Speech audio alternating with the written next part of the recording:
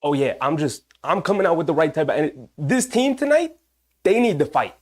We need a fighting team tonight. Now, this team usually almost always comes out and fights because that's the heart, that's the DNA of how this team plays. I'm just getting right in the mindset, right in the mood of how our New York Knicks need to play tonight, because guess what? No Mitchell Robinson. The Anunoby injury is not looking good. He continues to be ruled out more than 24 hours before the game. Now, we all said, a bunch of people said, I tried to tell you guys, listen, let's not worry too. He gonna have 2 weeks from the time he last played to tonight, right? We had a bunch of easy games in the schedule, so we just gonna be cautious. We're gonna rule him out, and then he gonna come back for the big game to end the month against the Oklahoma City Thunder tonight. Guess what? OG Anunoby not playing tonight.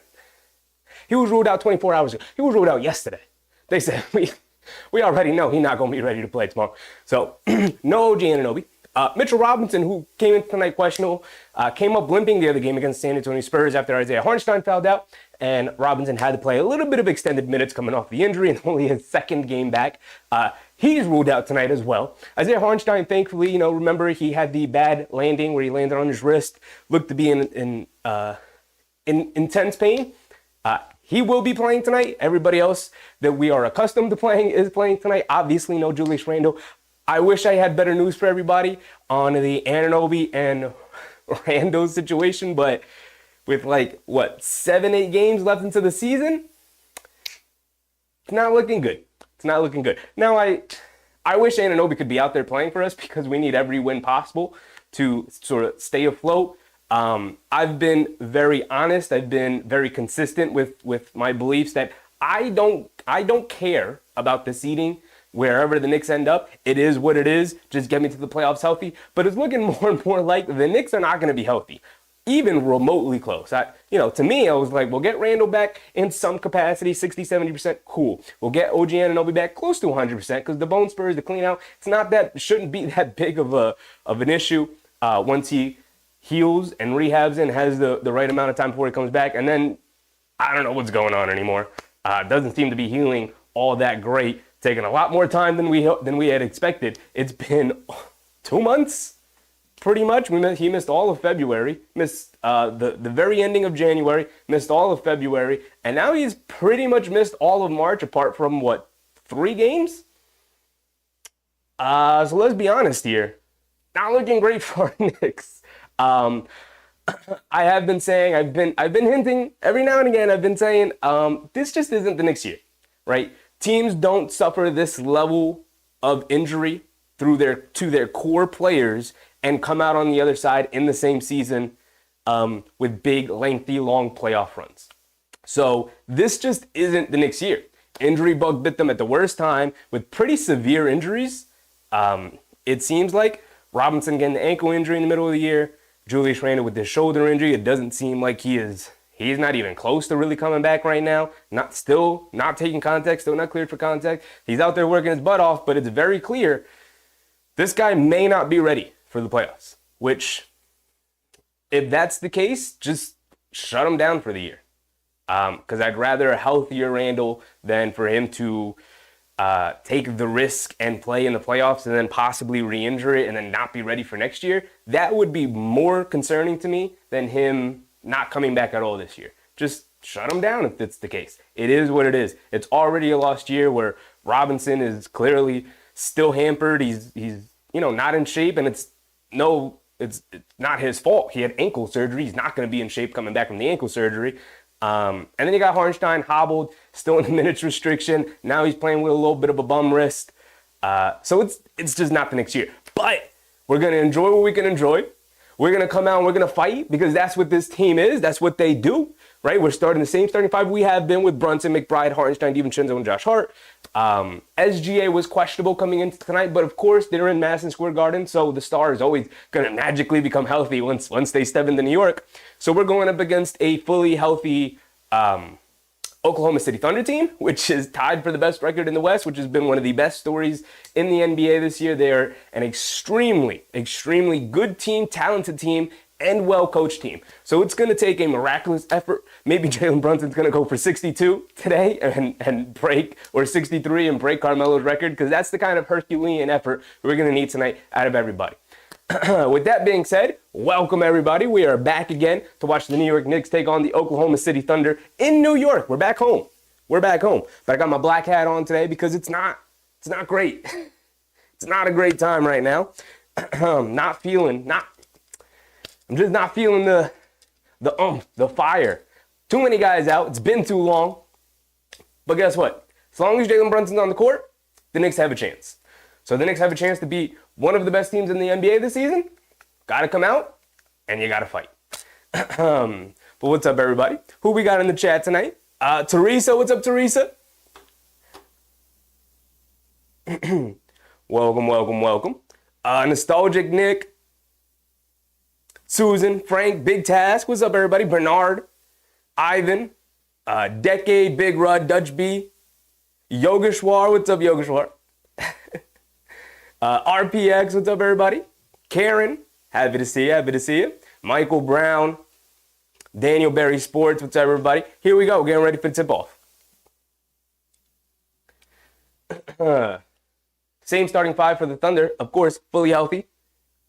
SGA is ready to go.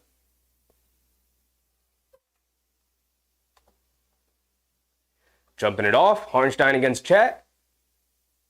And Chet wins the tip. And we're off and running. Here we go, folks. Giddey has it up top, being guarded by DiVincenzo. Up top to J-Dub, coming to his left. Josh Hart's getting the start on him. Out to Josh Giddey, cross court to Lou Dort, attacking Brunson. Steps back, kicks it back out to Giddey, crossing over to his right, getting to the basket, lays it up, gets it to go. Bad defense. Sag off of him. Let him shoot that three. You already put it on the floor. He's dribbling it. He's not a good three-point shooter, and it gets even worse off the dribble. Why Josh Hart is playing that close to him, I don't know. Brunson, right wing three, catching fire, knocks it down. The first shot for JB, continuing his hot shooting night the other night, right into tonight in Madison Square Garden. We're going to need a big night from JB. J-Dub on the right wing, over to Giddey, running across the lane, puts up a floater, can't get it to go, fight for the rebound. McBride picks it up, quick outlet to DiVincenzo, bringing it down, leaves it off for Brunson. Brunson on the left wing against Lou Dort, in and out dribble, going under the baseline. Tried to hit Josh Hart in the corner, ball tipped out by OKC. 3-2 early here in the first quarter. Tay said bad defense already. What's up, Tay? Yeah, it wasn't a great start. Giddey getting into the lane when you really want to make him a shooter. And beautiful pass from Brunson to Josh Hart, middle of the lane, lays it up and in, off of the inbound. Shai Gilgeous-Alexander being guarded by McBride early. Right wing three for Lou Dort. Can't get it to go. Long rebound. Josh Hart tips it. Saves it. Over to DiVincenzo. He's bringing it down.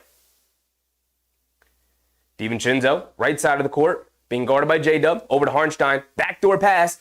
DiVincenzo, right wing three. Can't leave him open. Way off on that one from Devo. Giddey bringing it down. Middle of the court. Leaving it off for Lou Dort. Catches. Fires. Straightaway three. Over Harnstein. A little late contest. And Lou Dort knocks down the three. Lou Dort came into the league, not a very good three-point shooter at all. Very much like Giddey. You wanted to leave him open from three. He's worked really hard to improve his perimeter shooting. He's much more of a threat. Harnstein has it up top. Hands it off to DiVincenzo, coming to his right. Putting his head down, going under the basket. Up top, Josh Hart, extra pass. McBride out of the corner for three. Got blocked by Giddey. DiVincenzo almost saves it. Falls on the floor. J-Dub picks it up. And it's a shot clock violation.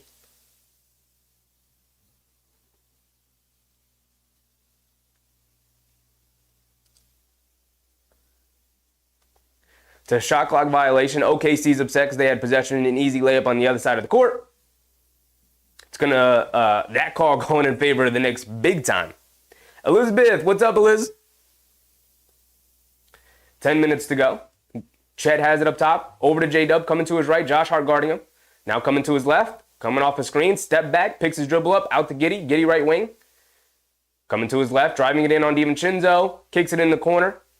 Chet, one bounce, cross court, up top to Giddey. Swings it around. J-Dub catching fires. The shot clock expires. Can't get it to go. Fight for the rebound. Harnstein rips it down. Good box out on Chet Holmgren. Josh Hart bringing it down, putting his head down, attacking Giddey off the bounce. Almost like he got fouled. Harnstein comes flying in. Two-handed put-back dunk over Chet. The big man's coming out ready to go. Look like the wrist is perfectly fine. What's up, Ty? What's up, Ralston? Welcome, everybody. Welcome, Yvette. What's up, Yvette? Chet Holmgren puts up the three, rattles it in over Harnstein. You kind of want Chet shooting threes. I know he shoots them at a really good percentage and at a really good clip. I'd rather him shooting the three. Brunson has it up top, being guarded by SGA. Coming to his left off the Hartenstein screen. Pass fake, gets caught in the air, over to Hartenstein, in the paint, leans right into Chet, goes up, gets stripped. No foul call. Here comes Giddey, bringing it down, has it up top.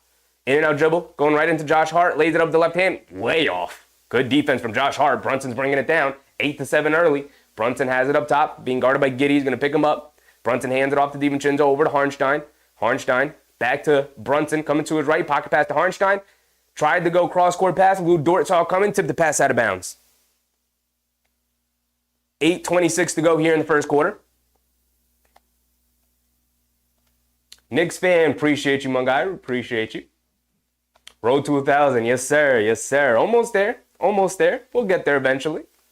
Hartenstein has it up top off the inbounds, hands it off to Brunson, coming to his left. Lou Dort's going to pick him up, over to DiVincenzo, catching fire. Well contested, can't get that one to go. Don't love that shot. SGA bringing it down right side of the court. He's going to put Deuce McBride in the post. He's got the significant height advantage over Deuce. Deuce, we know, is a good defender, but SGA just turns and fires right over him. There's the height advantage. Doesn't matter how good of a defender you are, SGA is going to turn and just fire right over you. Knock that one down along the baseline. 10-7, under 8 to go. DiVincenzo has it up top, being guarded by J-Dub. Into Hartenstein, hits Brunson going back door. Brunson, pull up mid-range jumper, halfway down, but it rolls out on JB. Here comes Holmgren bringing it down. Putting his head down, attacking, goes into the lane, throws up the floater, can't get it to go. Josh Hart comes flying in and keeps Holmgren off the boards. Good. Josh Hart's very energetic already, picks up a foul on Giddey, runs right into him. So side out of bounds. Daniel, what's up, Daniel?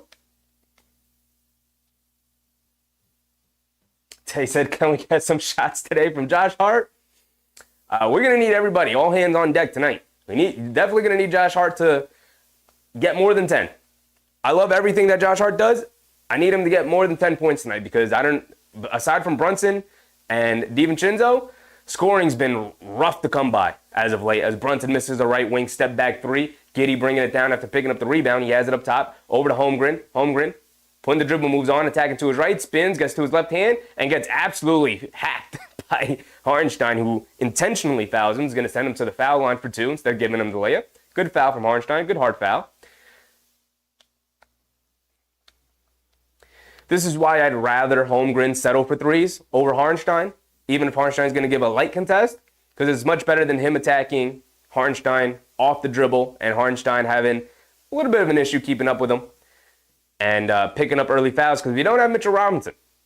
No Mitch today, so Precious Achiuwa again to back up 5 minutes tonight. What's up, Decade? What's up? Tyler, what's up, Tyler? Karen reminding people to hit the thumbs up button and liking the video. Appreciate you, Karen, always. Chet Holmgren steps to the foul line, misses both free throws. You love missed free throws from your opponent. Yes, sir. Brunson over to McBride, over to DiVincenzo, back to Brunson. He has it up top. What's up, 2026? Brunson dancing with it up top, over to DiVincenzo. He's attacking, goes past Giddey, gets to the lane. Scoop layup, can't get it to go. And Hartenstein right there for another putback dunk. Yes, sir. Chet Holmgren, the only big man, really the only big man on the roster for the Thunder. They go very, very small as Holmgren pull up three right there off the pick and pop. Can't get it to go.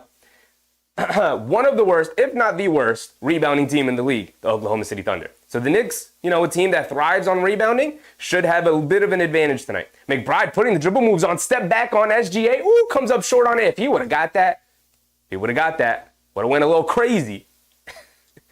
But came up just short. Holmgren attacking, splits the defense, and throws it down with 2 hands. That's why I'd rather him shoot threes than put it on the floor like that. The Knicks not, as the season has gone on, we know this, the Knicks not good at defending stretch bigs, especially a stretch big that can put it on the floor the way Holmgren can. The Knicks doing a good job moving the ball. Brunson attacking in the lane. Euro step scoop layup with the right hand. Can't get the finish to go, though, as Holmgren was looking right there, looking for a shot block, but Brunson just can't get it. But McBride picks up the steal. Brunson driving it down, out to McBride, out of the corner. He's wide open, line me up. Gets it to go down. Finally, we got a deuce 3 to go down. He's now 1 for 3 from the perimeter. And the Thunder pushing it the other way quickly. Cross court to Giddey coming to his left. Pocket pass Chet Holmgren left wide open, up top again. Can't get it to go. Long rebound out to DiVincenzo. He's bringing it down. Bounce pass to McBride. Extra pass to Josh Hart up top. And the Knicks going to slow down a little bit. Gets it into Harnstein. Bounce pass to Brunson. McBride out of the corner again for three. Can't get that one to go. And Giddey bringing it down. Tied at 12, under the halfway point of this first quarter. Pretty low scoring so far. Both teams getting pretty good looks, but not knocking them down. J-Dub attacking, gets to the mid-range, foul line pull-up jumper, gets it to go. I mean, that's I don't know how guardable that is by one person. The Knicks tried to send extra help once he started to put it on the floor, but too little too late. He's also got the size advantage, the wingspan is there. He could just elevate and fire, especially on a fadeaway like that. He's getting buckets. Dennis Wilson, what's up, Dennis? Is the game on TNT? It is not. I don't think there's a TNT game on today. I don't think there's a national TV game on today. The only game that's on is an NBA TV game.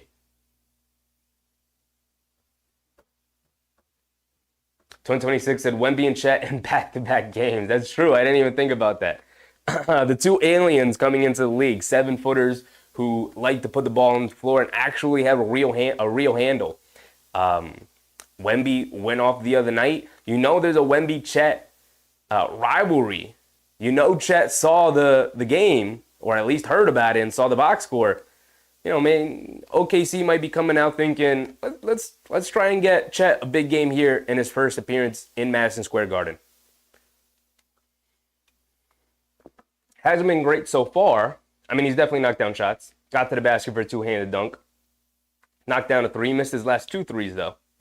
But I definitely much prefer him settling for perimeter jumpers than attacking the basket off the dribble. Because the Knicks, with all the injuries to their front line, really struggling. Dugucci, what's up, Dugucci? It's not a dumb question. It's just asking. Very simple question. Yeah, it wasn't a dumb question at all. Chet Holmgren so far in his MSG debut, 2 for 5. 2 for 5. Up and down start so far.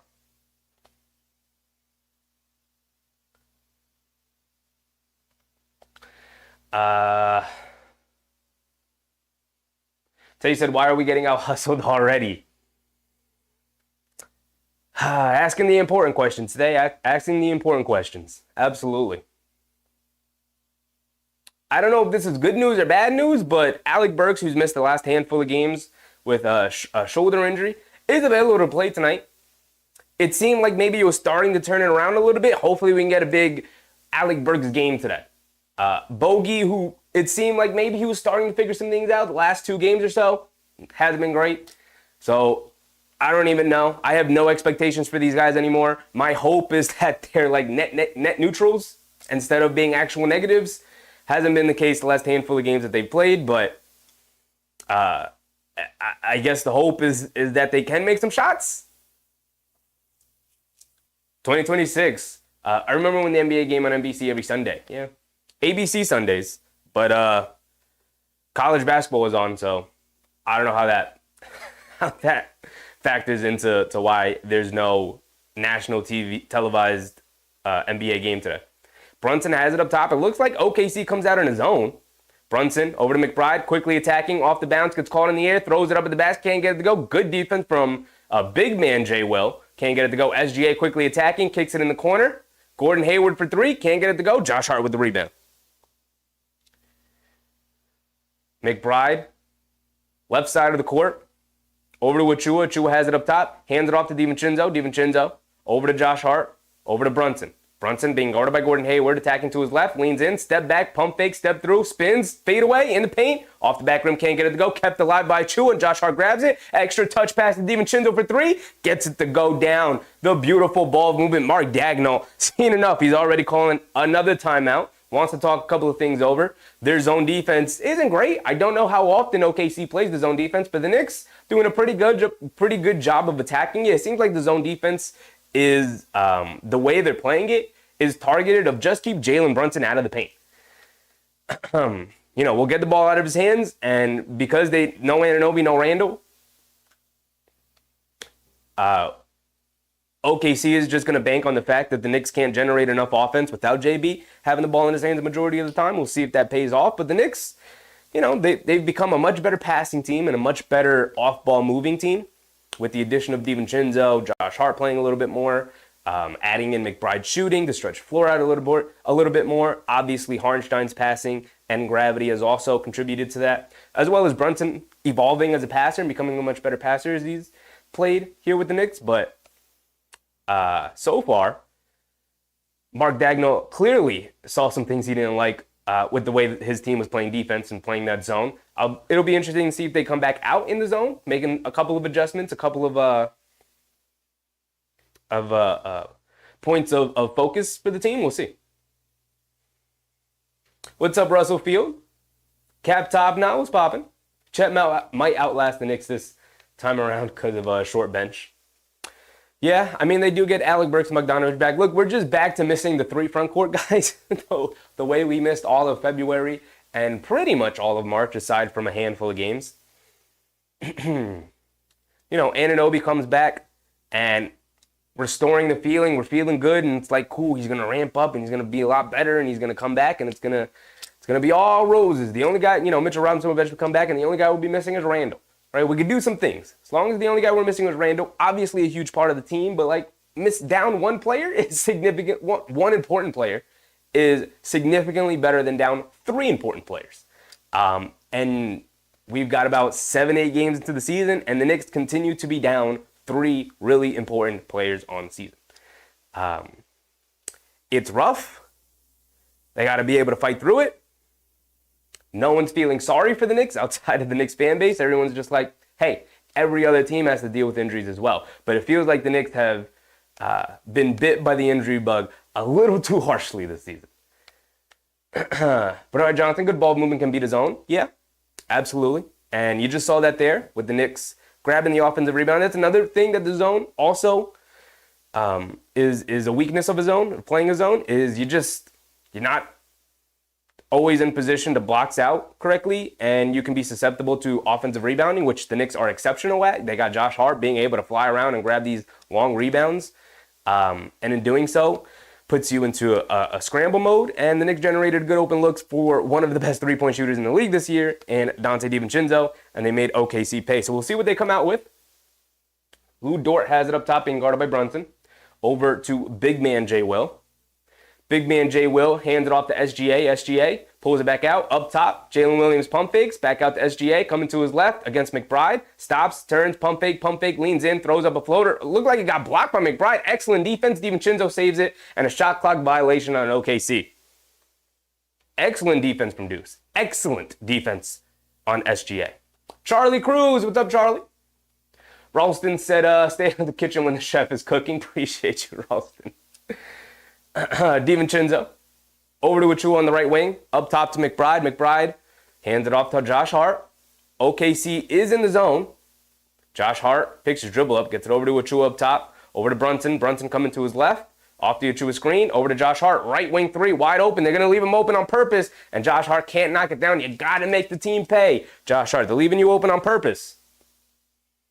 Lou Dort up top, pump fakes, driving to his right, over to Hayward. Hayward up top to big man Jay Will. Over to SGA, off the handoff, crossing over to his left, can't get the layup to go, fight for the rebound.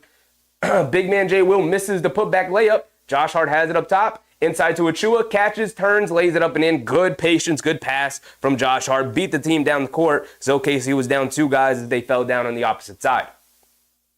17-14 here, under 3 minutes to go. SGA attacking, bum, little fadeaway, can't get it to go. Josh Hart rips down a rebound, another one. He's playing very well to start. Josh Hart putting his head down, going to the basket, leaves it off. DiVincenzo out of the corner for three. Off the top of the backboard. Way off for Dante. Over to Lou Dort. They're pushing it. Gordon Hayward in the paint. Knocked loose. They pick it back up. Out to Lou Dort. Pump fake. One dribble. Sidestep three. Can't get it to go. Josh Hart fighting for the rebound. And he pulls down yet another one. Wait until we look at the box score. And he's got like 18 rebounds in the first quarter. Josh Hart putting his head down. Can't get the layup to go. But a blocking foul on big man Jay Will. So Josh Hart going to go to the foul line for two. He has been everywhere to start this game, and it's exactly how we need Josh Hart to come out, because I don't know where the offense is going to come from outside of Jalen Brunson and Dante DiVincenzo. So you need Josh Hart to do the things he does well, Put your head down, get to the basket.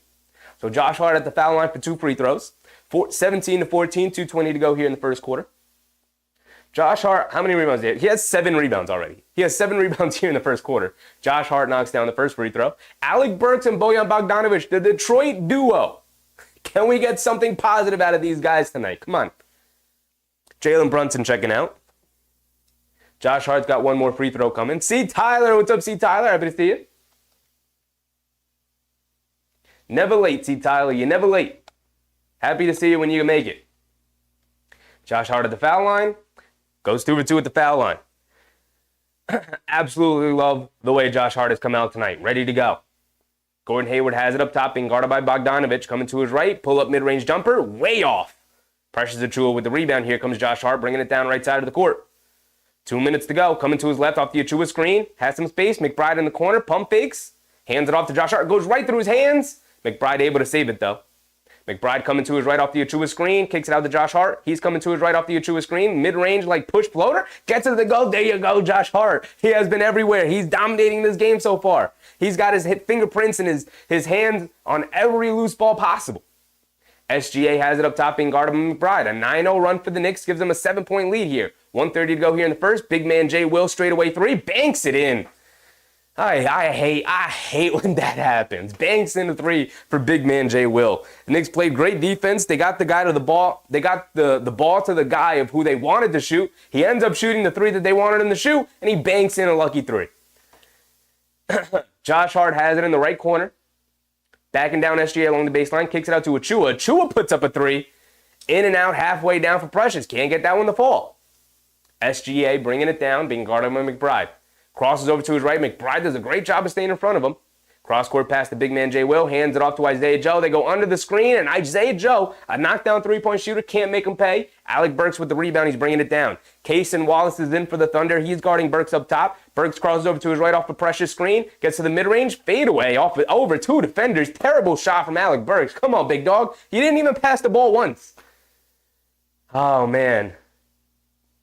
SGA step back 3 on Deuce. Can't get it to go. Precious Achiuwa with the rebound. Here comes Josh Hart. 30 seconds to go. Josh Hart's probably going to try and hold it for what could be the final shot of the quarter, although there is a 10-second difference between game clock and shot clock. Achiuwa has it up top. Hands it off to Bogdanovic. Bogdanovic being guarded by Hayward. Coming to his right off the Achiuwa screen. Putting his head down, getting to the basket. Gets fouled by big man Jay Will. That's 2 fouls by big man Jay Will here in the first quarter. Their backup big, really the only backup big that they got, aside from Chet Holmgren.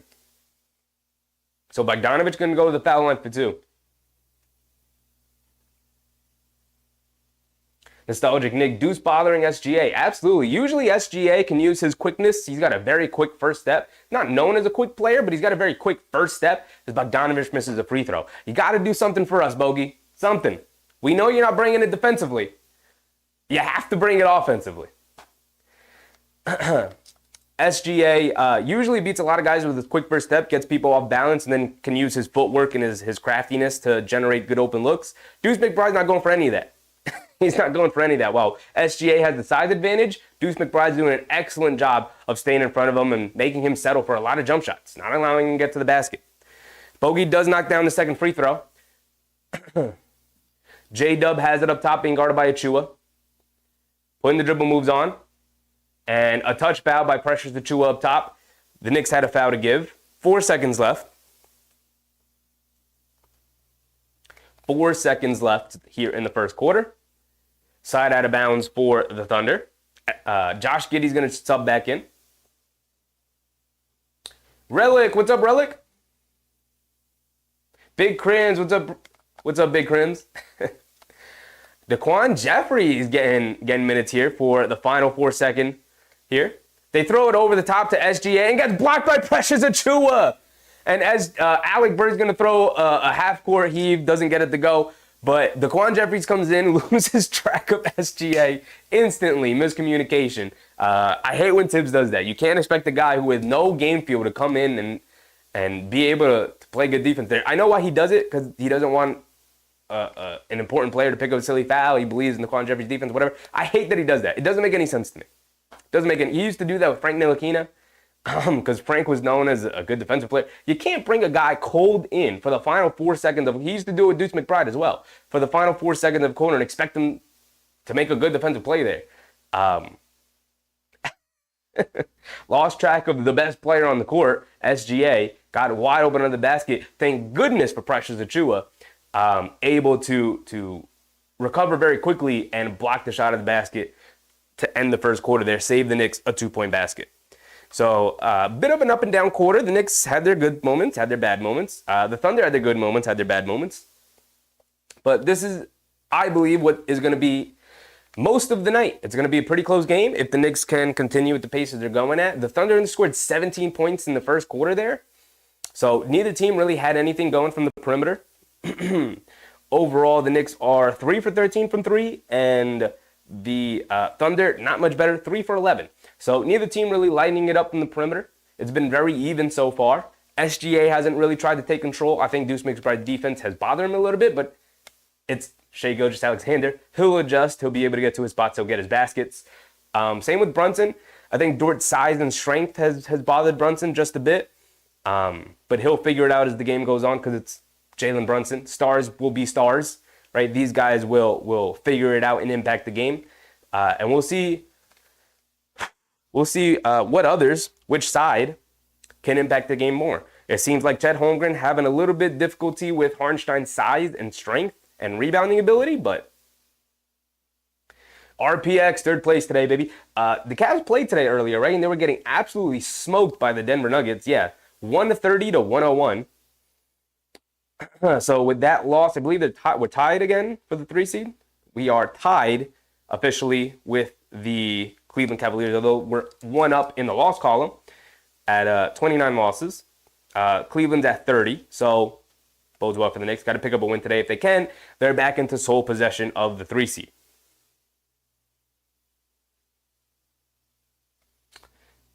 And that is it.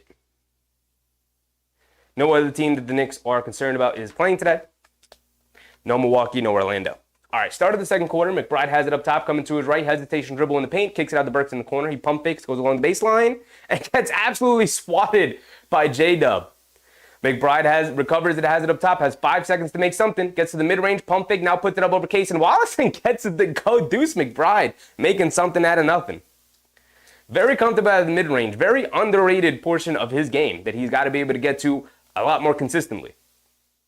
Kenrich Williams in the game has it up top. Over to J-Dub on the left wing, coming to his right. Josh Hart guarding him. Out to Aaron Wiggins. Kicks it back out to J-Dub. Spinning, coming to his right. Cross the lane, puts up a fadeaway jumper. Gets it to go again. The size and length of J-Dub just allows him to get these shots up whenever he needs to. McBride bringing it down. K. Hazy, what's up, K. Hazy? Jose, what's up, Jose? And an offensive foul on Josh Hart. Setting too good of a screen. I didn't really see what happened on that side of the court. An off-ball foul. So ball going back to the Thunder. Hartenstein's coming back in. Josh Hart coming out, getting a little bit of a rest. Yak, what's up, Nick Yak? McBride defense held the dude down. You don't see it often. Absolutely. His defense definitely affected SGA to start the game. You will see him figure some things out as Kenrich Williams gets open underneath the basket. SGA will get his, obviously. One of the best players in the league. But McBride's defense absolutely bothered him to start that quarter. Chet Holmgren blocks Bogdanovich going to the basket. Case and Wallace and the Thunder out and running. Can't get the layup to go. Knocked out of bounds. By Achiuwa, it's going to stay with the Thunder.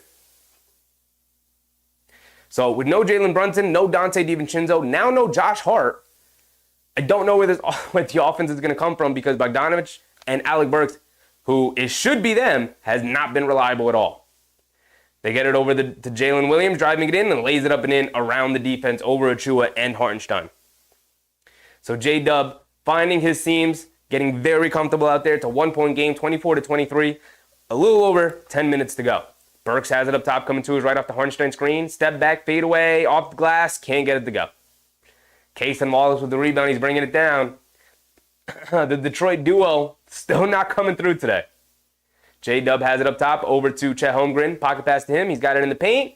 And it is a travel on Chet Holmgren, sliding that pivot foot just enough to be called for the travel.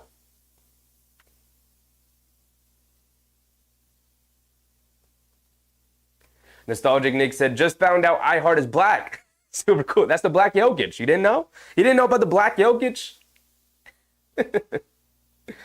Alec Burks has it up top, being guarded by J-Dub. Over to McBride on the right wing. Gets it into Hartenstein. Hartenstein in the high post. Trying to find somebody. Case and Wallace, excellent denial defense. And Hartenstein just turns, goes to the basket, and throws it down with two hands. Terrible defense from Holmgren, who clearly did not expect that to happen. Aaron Wiggins has it on the left wing. Crosses over, going to his left hand. Stops, pump fake, fade away over Achua. Can't get it to go. Fight for the rebound. Kenrich Williams wins out. Back out to J-Dub up top, coming to his left. Attacking, step back, mid-range jumper over McBride. Gets it to go again.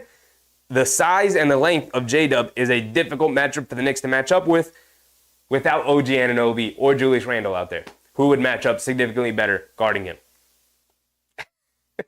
Burks has it up top, being guarded by Wallace. Into Bogdanovich in the high post, right side of the wing. They're going to isolate him. He attacks, goes to a floater, gets it to go. There you go. Come on, Bogey. We need more of that. We need more of that, Bogey. J-Dub bringing it down. Swing through. Throws up a floater. Can't get the floater to go, but Precious Achiuwa is called for the foul, so J-Dub is going to go to the foul line for 2. 8:50 to go.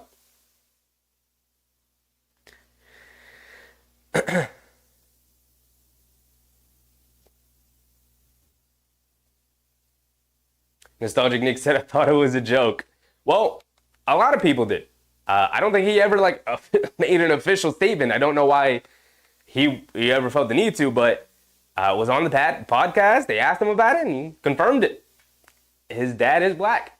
In his words, he's bright skinned. He said it.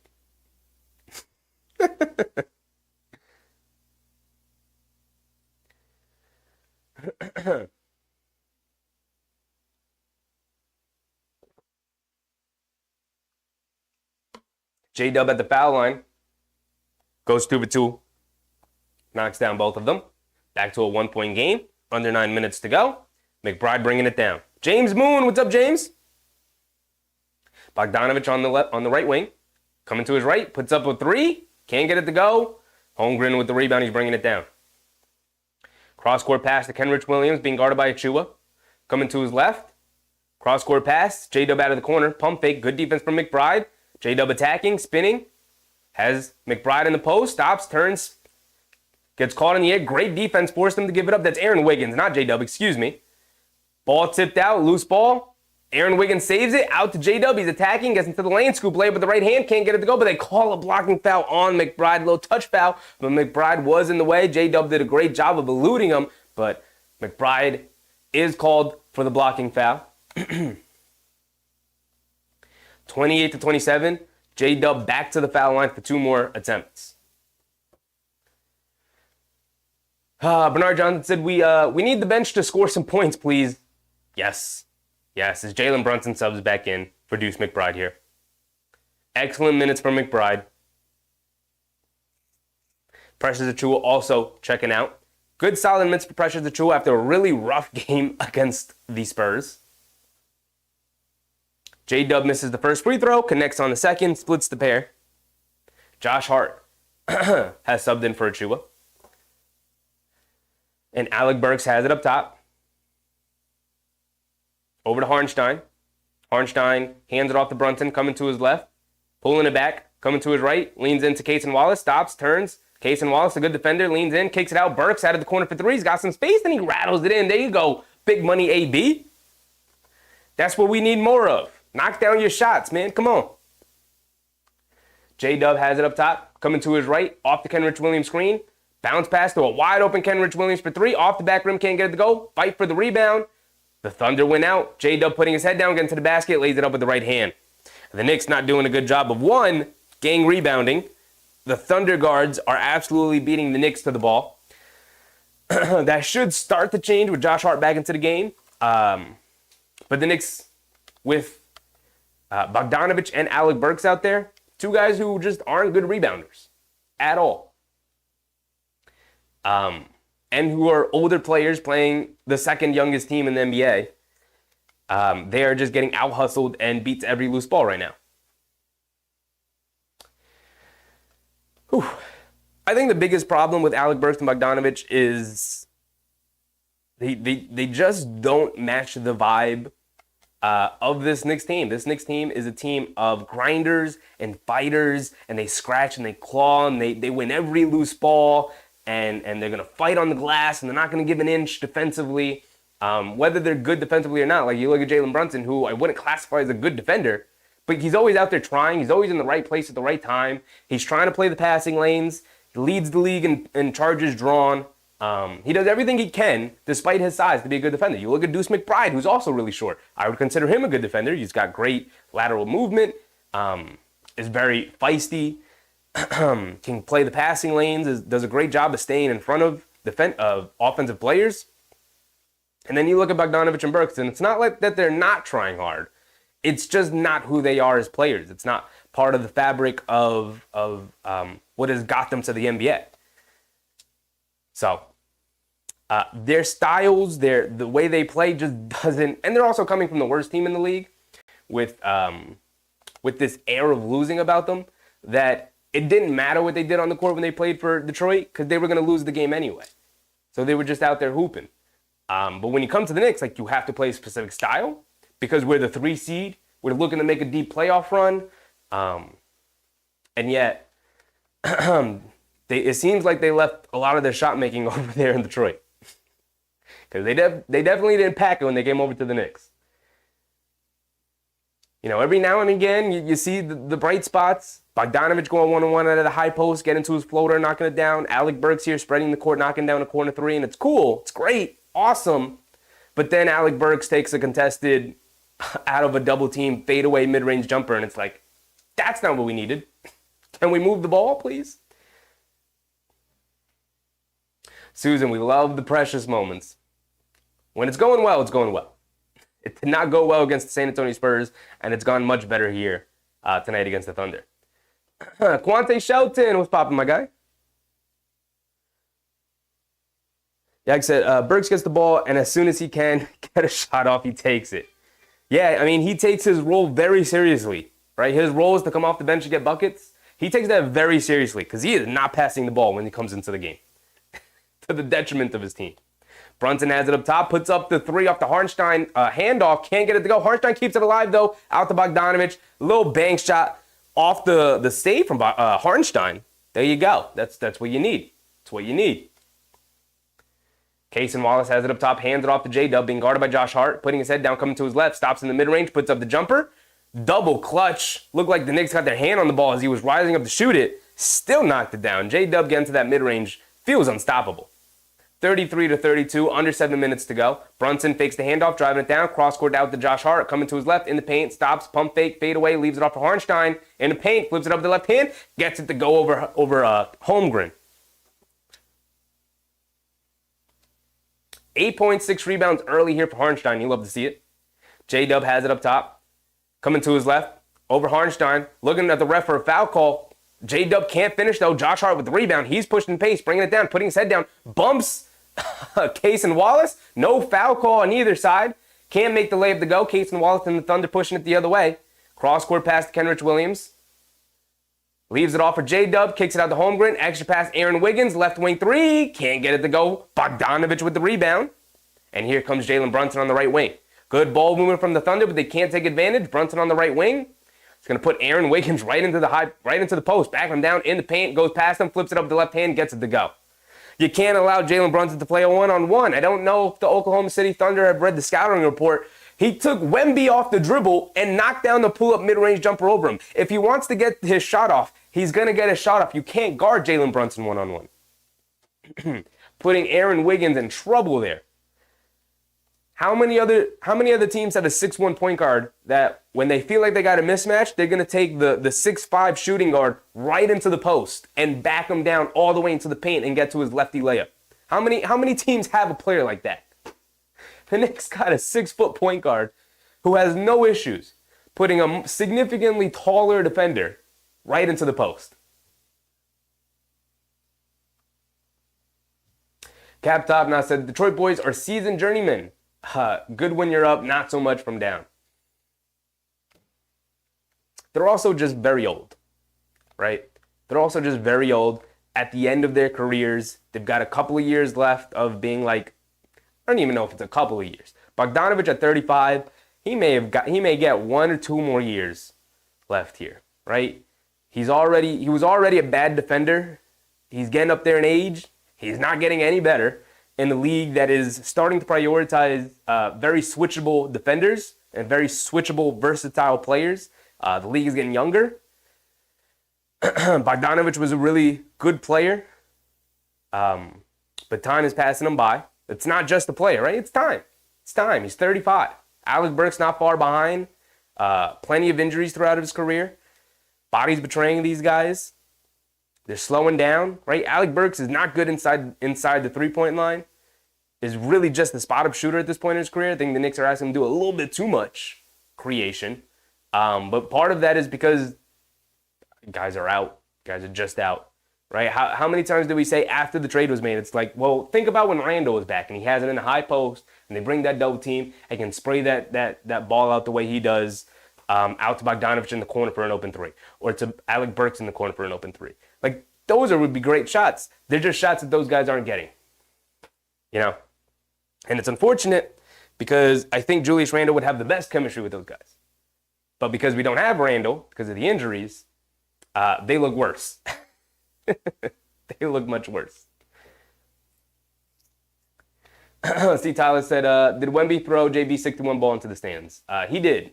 He did. I don't know if Jalen Brunson even wants that ball. The Knicks lost the game. Dewan Cooley, what's up, Dewan Cooley? Tyler McKeithen, what's up, Tyler? You heard of the Roommate Show? Absolutely. The Jalen Brunson, Josh Hart podcast? Yes, absolutely. I've watched most of the episodes. I actually, no disrespect to those guys, I actually don't think it's that great of a podcast right now. They're still finding their groove and how they want to do the show, but, you know, I'll show support because they're Knicks, of course. All right, we're back into it. Under the halfway point, SGA's back in. Big man Jay Will, pump fakes, driving it in, scoop layup, comes under the basket, can't get it to go, and then gets fouled on Josh Hart, fouling big man Jay Will with the putback. He can't get the shot to go, but he is going to go to the foul line for 2 free throws here. Bernard Johnson said, come on, Nick, can I at least hear some drum beating, please? This is a really good Thunder team. It's a really good Thunder, literally one of the best teams in the league. As big man Jay Will knocks down the first free throw, he's got one more coming.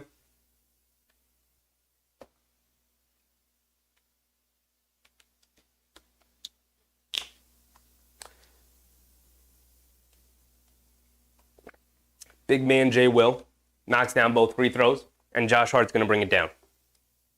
Has it up top, being guarded by Lou Dort. No, it looks like they're in a zone again, OKC.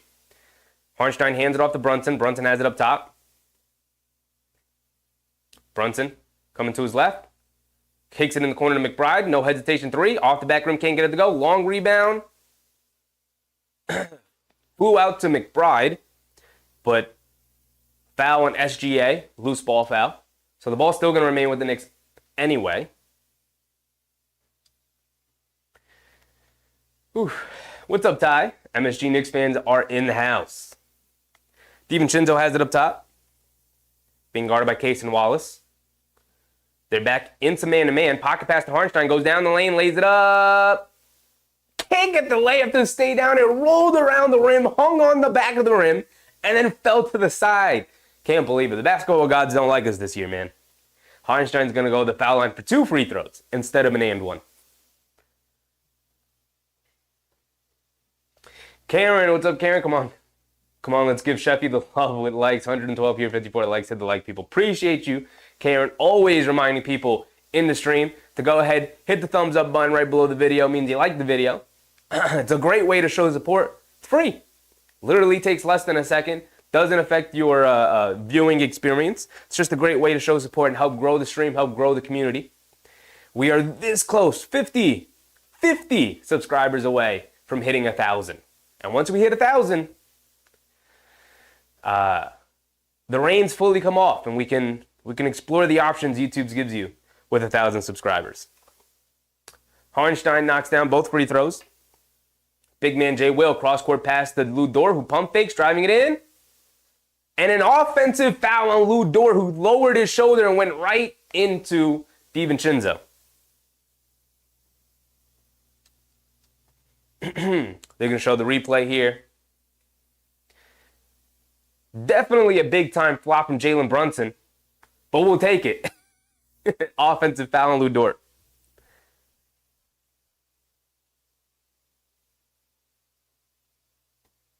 Nick Yak said, we're putting teams on the foul line too much.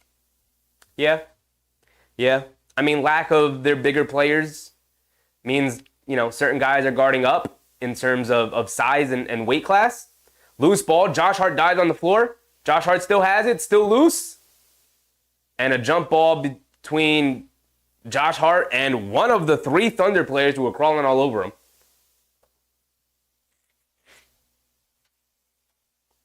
I think it's big man Jay Will.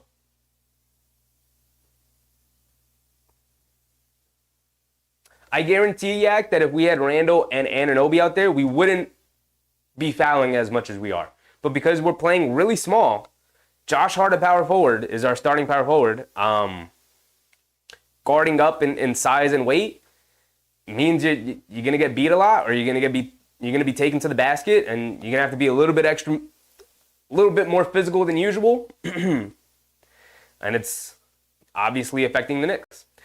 The Thunder win the tip, and Lou Dort's going to bring it down. Dort has it up top, hesitation dribble, coming to his left, leaves it off for Giddey, driving to his right, spins, kicks it out, they swing it over to a wide open corner 3 for Lou Dort, can't get it to go. McBride with the rebound, he's bringing it down. Over to DiVincenzo, 1 dribble, puts up the right wing 3 in transition, comes up short, long rebound, Giddey picks it up. He's bringing it down, hesitation coming to his left. He's got DiVincenzo in the post, they swing it around over to SGA up top, coming to his left off a big man Jay Will screen, and gets blocked from behind by Dante DiVincenzo. SGA thinks it's going to be an easy night, and the Knicks are making his life pretty difficult so far. Nothing easy for SGA here tonight.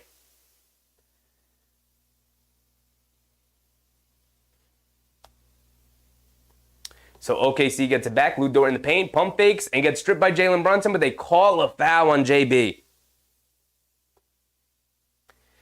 So 4 minutes to go. Jalen Brunson called for the foul. Lou Dort going to go back to the foul line.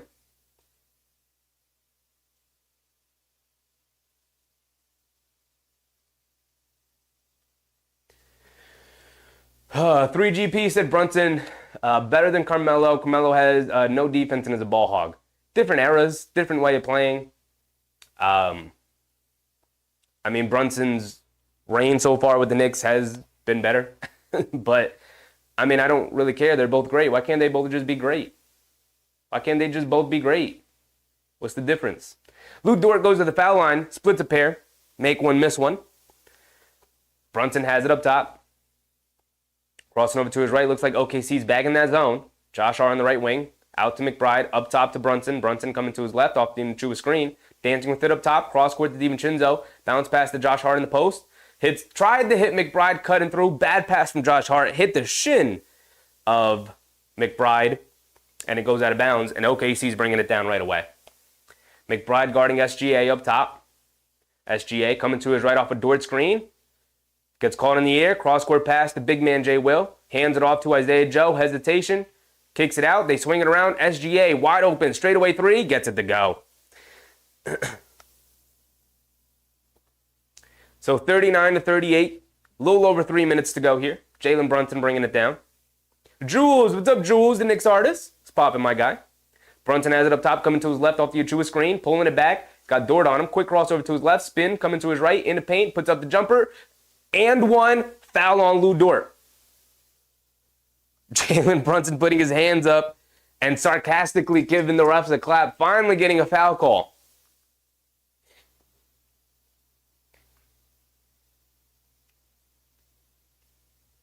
Happy Easter to you too, Jules. Happy Easter. 3GP said JB getting snubbed. Hardly any talk of his 61. It's the Knicks tax, man.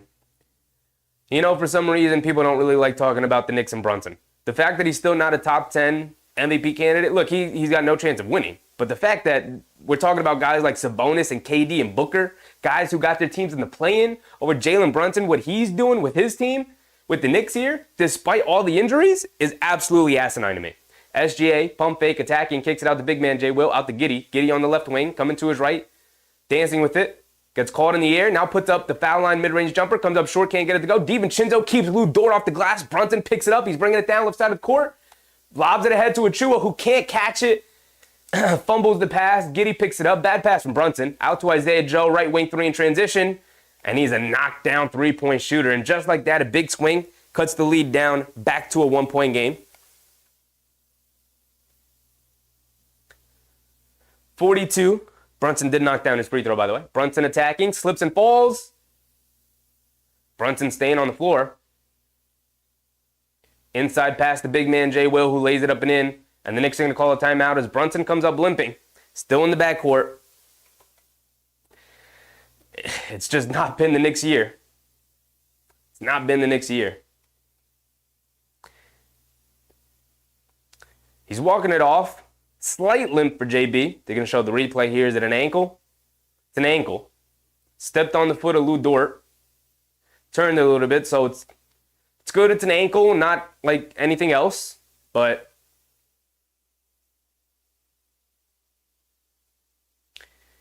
immediately grabbed the ankles. He turned it. It didn't seem like it was too bad of a turn, but you never know with these things. But he walked off in his own power. He's going to tighten up the sneakers. The old Hooper's trick. Just go ahead, unlace some sneakers, and tighten them things as hard as you can. Cut the blood flow off. The old Hooper's medicine. Just go ahead, tighten up the sneakers. He's sitting on the bench. He's going to remain in the game, it looks like. Didn't even look at the medical staff. Jewel said, oh boy, walk it off, JB. It's exactly what he did. I mean, if there's one thing that this team is going to do, it's going to play through pain. Between Brunson, Randall, Josh Hart, Deuce McBride, DiVincenzo. I wish I could say the same for Anunoby, but majority of this team, we see the bumps and the bruises and the scratches on DiVincenzo's arm. They play through pain, man. They play through pain. Nostalgic Nick, time to sit. He walked it off, it seems fine. Just a lightly sprained ankle, it seems. And he's bringing it down. Brunson has it up top, being guarded by Dort. In and out dribble, coming to his left, and a foul on Lou Dort. Getting too handsy with JB right now, and the refs look like they're going to try and clean it up.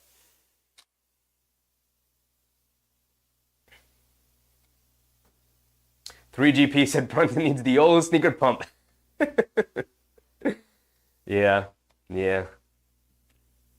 Brunson has it up top, off the inbound.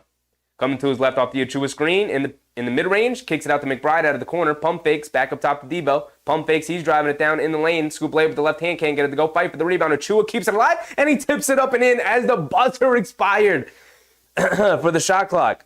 There you go, Precious. Getting in on the action, beating OKC up on the offensive glass. Backdoor pass to SGA, who got a little bit open, scoop layup, onto the basket over Josh Hart. Had positioning on him. Under 1:30 to go. Under the 90-second mark here in the second quarter. 45-44. It's a one-point game. DiVincenzo has it up top, being guarded by Giddey. Over to Brunson. Brunson being guarded by Dort. Coming to his right off the Achua screen. He's got some space. Up top, DiVincenzo catching fire. Deep straightaway three. Can't get it to go. Achua keeps it alive. Saves it. Out to McBride. McBride coming to his right off the Achua screen. Chet Holmgren is going to step out to guard him. Inside to Josh Hart. Flips it up. Almost banked it in. Giddey comes flying in for the rebound. He's bringing it down. Has it on the right side of the court. Hits SGA coming down the lane. In the corner, Isaiah Joe. Pump fake, sidestep, puts up the three over Achua. Splashes it. Nothing but net for Isaiah Joe. And it's the largest lead for the Thunder here. 48-44, a 4-point game. Brunson's going to walk it down. 10-2 run for OKC here in the last 2 minutes. Brunson has it up top. Inside to Josh Hart. Josh Hart. Out to DiVincenzo. Back to Brunson. Under 40 seconds to go. Brunson has it up top against Dort. Going to go one-on-one. Dancing with it. Coming to his right. Puts up the dribble pull-up three. Can't get it to go. And they call a foul on Lou Dort for a reckless closeout.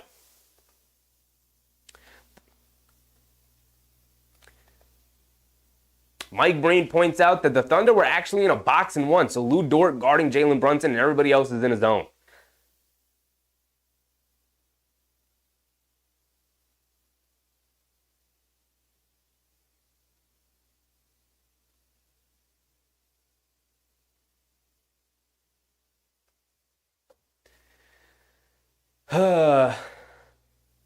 Tay said, JB with these ankle rolls, damn it. Yeah. Tay said, guys have to step up, can't put it all on JB. Absolutely. It's why you're looking at guys like Josh Hart. He does everything else awesome. Everything else he's doing awesomely. The defense is there. The effort and the energy is there. The rebounding has been leagues and levels above anything you could expect from Josh Hart. And we already had a high bar for Josh Hart and his rebounding because of how dang good he is. And yet he has still surpassed those expectations. Everything is there except for the scoring. With all these guys out, you need him to get around 14 or 15 points. He's like closer to 8, single digits. When he gets on those on those runs where he's getting close to triple doubles, it's usually like 10, 10, and 10. It's like, can we get like 15 points? I'm not saying you gotta average 15, but like games where he can score over 12 points are too far and in between. Too far apart. Dante DiVincenzo has stepped up. He's done his part in the scoring department without Randall and without Anunoby. But apart from them, Bogey and Bogdanovic and Burks are supposed to supply some of the offensive punch. Without those guys, they have provided nothing. And it's been guys like Josh Hart, DiVincenzo, and Precious Achiuwa and Isaiah Hartenstein and Deuce McBride who've stepped up. Guys who have been Knicks long term, except for Precious, but guys who you didn't necessarily expect to step up offensively have absolutely stepped up offensively. 4 fouls on Lou Dort. And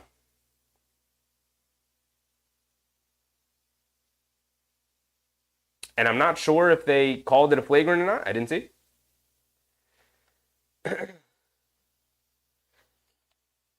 Hattie Daddy, what's up, Hattie?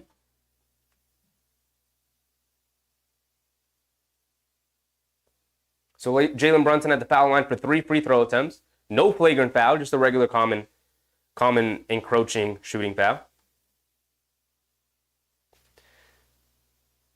Jalen Brunson at the foul line for 2. Forgot to credit OKC with the basket. 48-45. Jalen Brunson at the foul line for 2 more. Knocked down the first one. He's got one more coming. Misses the second one. Tay said, I'm disgusted with our offense. It's Jalen Brunson or nothing, man. It's Jalen Brunson or nothing. And obviously it can be, but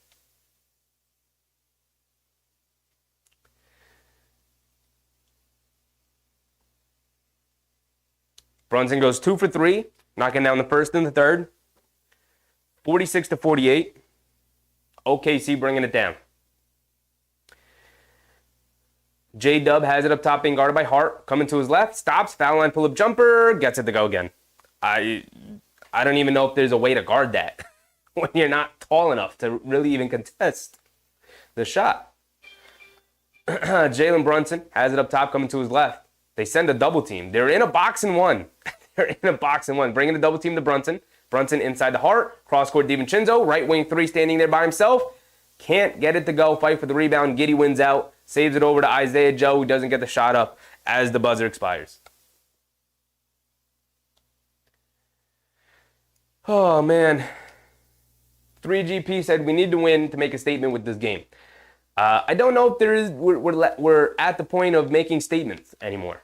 I think everybody knows what this Knicks team is. The only question is health. If you listen to anybody that any national coverage of this team, like I listen to a lot of basketball podcasts, everybody says the same exact thing. Well, what's going on with their health, right? Because if Randall is hobbled, even if he gets out there and he's 50, 60%, and Anunoby's been out for forever and he came back and it looked like, okay, cool, we're on the right track, and then he's out again, And Mitchell Robinson came back. It's like, okay, cool. He's going to work himself back into shape after the ankle surgery. Cool. We're going to bring him off the bench. We're going to work him in slowly, and now he's out again. So everyone says the same thing, where it's like, we know that this team is great. We know they can do great things. Can they get healthy? It doesn't really matter the rest of the season if Anunoby and Robinson can't get back out there, right? And it's so late into the season, it's like, what version of Robinson are we getting back? And,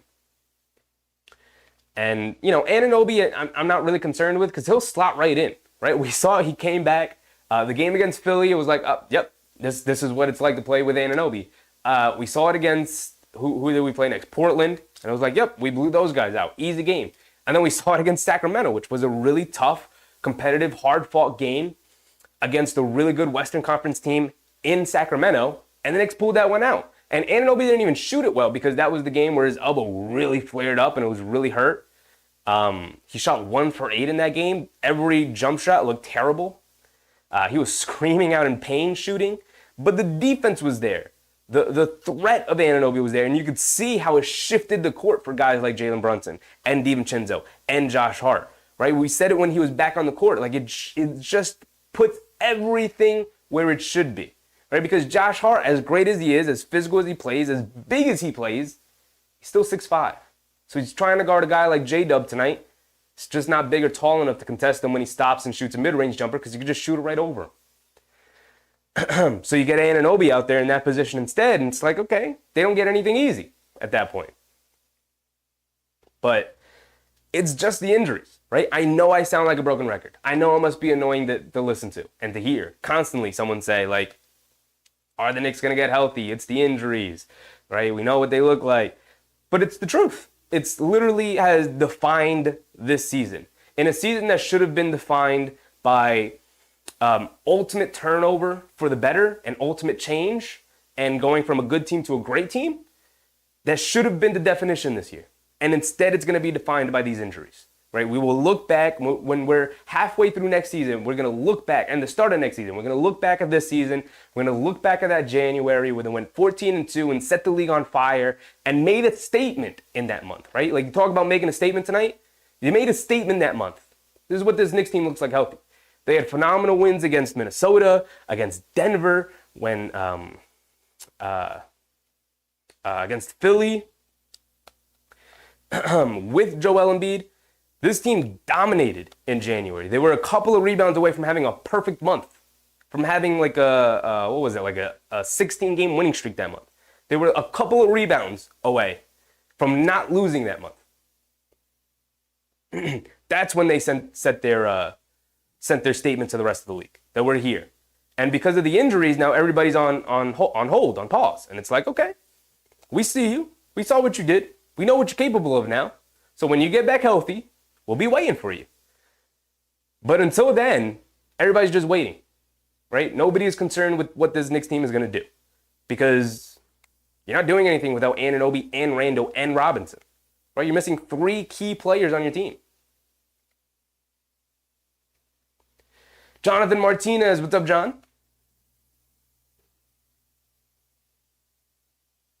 Tay said, when your starters are out injured, everyone has to step up their game.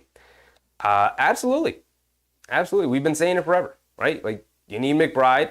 McBride has stepped up. DiVincenzo stepped up. The guys who you really needed to step up have done so. The guys who you were hoping to help, the guys you brought in to help, not so much. Right? And you're looking directly at Bogdanović and Burks. And for whatever reason, they haven't really been able to find their spots on the court with this team. Their niche in the offense. They're not able to play off of Jalen Brunson for some reason in a way that like a guy like DiVincenzo is or a guy like McBride is. Josh Hart, maybe you want a little bit more offensively, but he's stepped up his game as well in different ways, right? Defensively, playing the power forward position. He doesn't want to play power forward. He's 6'5". He's going up against 6'8", 6'9" guys who are just bigger and just as strong. And he's holding his own. He's more than holding his own, right? He's rebounding like a madman. As a starter, he's averaging double-digit rebounds as a 6'5" shooting guard. You obviously want him to maybe hit a 3 every now and again. But I don't know how much more you could ask aside from, I don't know, maybe hit a jump shot every now and again. I don't know how much more in terms of effort and energy you could ask from Josh Hart, right? The nights he needs to play 48 minutes, he plays 48 minutes, right? Night he needs to play 45, 42, 40 plus minutes. He's going to do that. Same with DiVincenzo, same with McBride. Precious Achiuwa has been a revelation, a really nice piece for the Knicks. But in terms of the offense, when Jalen Brunson's not in the game, who's initiating the offense? It should have been Bogdanović and Burks as a combination, and it just hasn't been. And it's really thrown everything off because at this point, you just can't afford having Jalen Brunson off the court, but you can't rely on the guy to do everything for you. Because you could see on a night like the other night, playing against San Antonio was a game the Knicks obviously should have won because they're the better team, even with the guys they have out, but Jalen Brunson goes off for 61 points. And, you don't really get much help from anybody else. DiVincenzo had a really good game, but you're looking for Hartenstein, who got hurt in that game and was in foul trouble all game long. Precious Achiuwa had an awful night. McBride didn't really shoot it well. Josh Hart didn't shoot it well. He never shoots it well. And they just didn't really get the shooting they needed to. Bogdanović had a terrible game as well again. And Alec Burks didn't play. So then all of a sudden, it's like Jalen Brunson can explode for 61 points and the team still loses to a 17-win team. Now, the team has been better. We already litigated the San Antonio game. That team is better than their 17-win season would tell you. But, they had enough to win, but guys just didn't step up when you needed them to. And that's, like I said, is going to define the season. The injuries completely derailing what should have been a fun breakout, we are here type of season for the Knicks.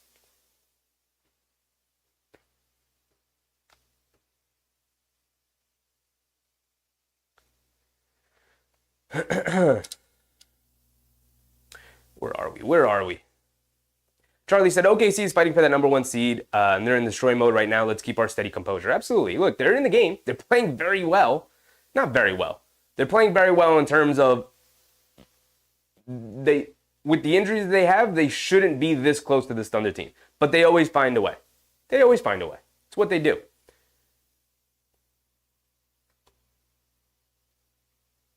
Omar said, there are no perfect players, but where would we be without Josh Hart? Exactly. Is there another player in the league, a 6'5" guard, that would have stepped up in the way that Josh Hart has? Just the defense, the tenacity, the rebounding, I'm just going to go get the ball. I have no right finding the ball in this loose ball situation. I'm just going to go get it, right? Everyone is slapping at it, fighting for it. I'm just going to go grab it. And he does it like 10 times a game. He has no right to these rebounds, and he just goes and grabs them.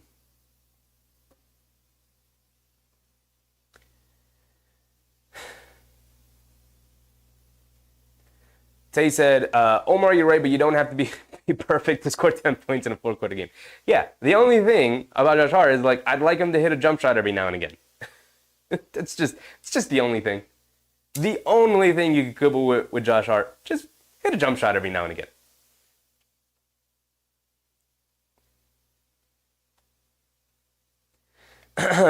Yak said this team scores 120 per game. Our defense has been unbelievable for some bad defensive players, short-handed, undersized. That's amazing defensive coach. Absolutely. Tom Thibodeau, I've given my praise for Tom Thibodeau and this coaching staff as a whole throughout the season. They've been phenomenal. They've put this team in the best position they can be night in and night out, and with their preparation and their game playing and everything that they do. Despite being short-handed these last couple of months, they're still somehow the 3 seed. So you tip your hat to them, but it's the DNA of what this team has become, right? As long as Jalen Brunson's leading your basketball team, this is the way the team is going to play. They're going to fight and claw, and they're going to be in these games. And it's going to come down to the end on whether or not Jalen Brunson's going to be able to close the game out. And most times he can. Most times he will.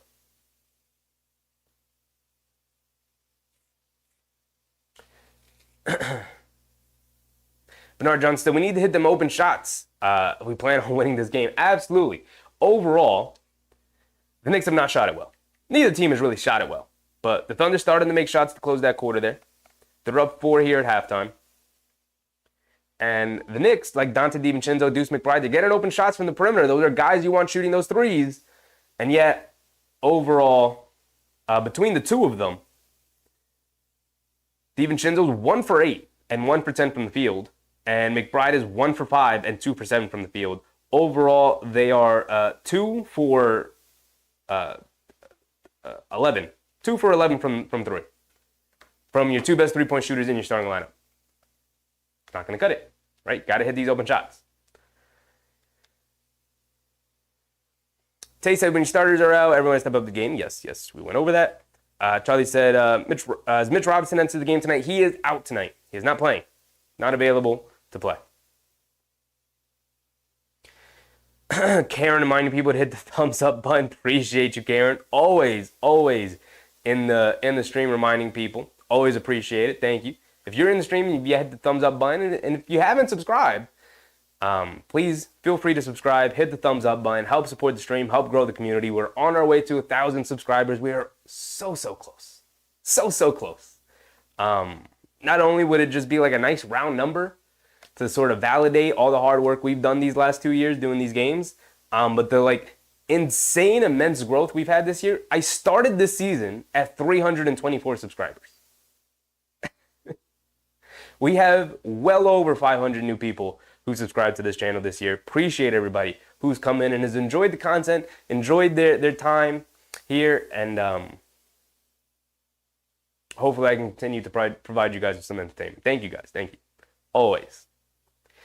Tay said, these guys are talented enough to beat San Antonio, beat OKC. We're not hitting shots again. I mean, it's not just talent.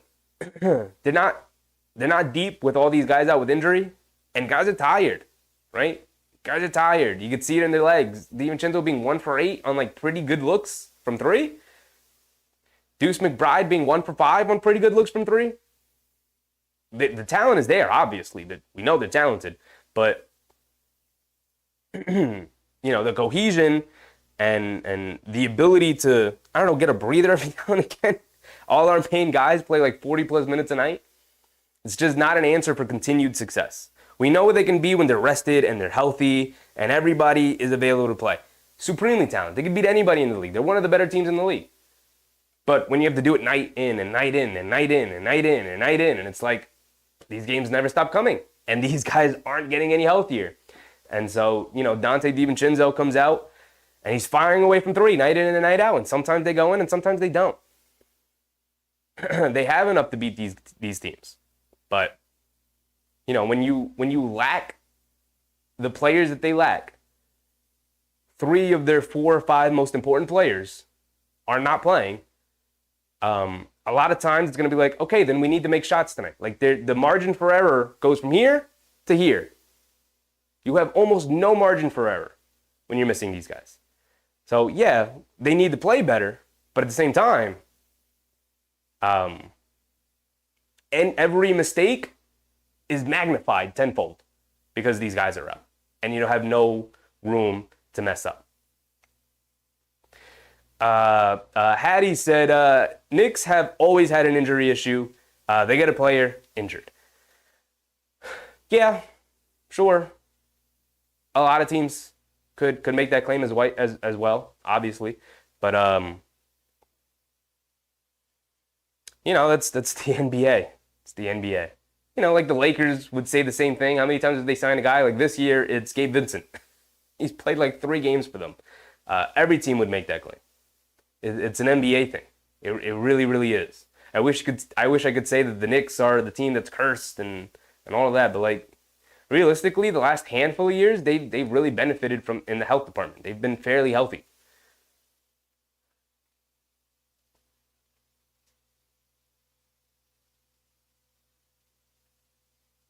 "3GP said, how bad our offense is tonight. Surprised we're still in it.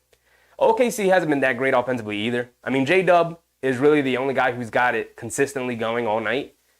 He's the reason why the Thunder are still in it. That's what they would be saying. They're not shooting it well. They started to knock down shots as the quarter began. We're back into it, by the way. Case and Wallace immediately fouls Jalen Brunson. He's just trying to bring it down the court. Ivan, what's up, Ivan? Sparty, what's up, Sparty? Welcome. McBride has been a little cold since the Spurs and the chance to win it. Hopes he shows up this second half. Yeah, I mean, look, when your role is simply as a shooter, which McBride's role offensively is mostly as a shooter because he's not much of a ball handler at this point. Some nights you have it and some nights you don't. Brunson, off the DiVincenzo pass, kicks to McBride in the corner. Here we go. Started off right, and he starts it off the right way. There we go, Sparty. Absolutely. McBride heard you. Comes out, knocks down his first shot to start the second half. Holmgren off the bounce, attacking. Harnstein turns, kicks it out to nobody, throws it in the backcourt, and Giddey saves it behind the back out to J-Dub, kicks it in the corner, and a blocking foul on Jalen Brunson as J-Dub ran right into him. Jalen Brunson very upset with the call.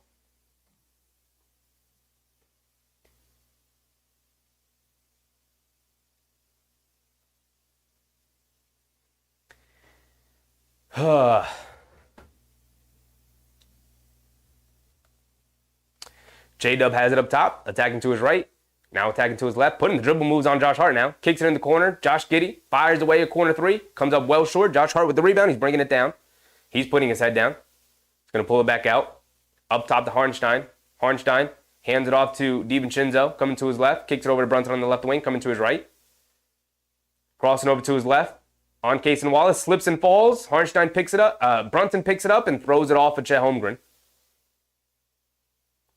Brunson back on the floor, man. He spent half of the game laying on the floor.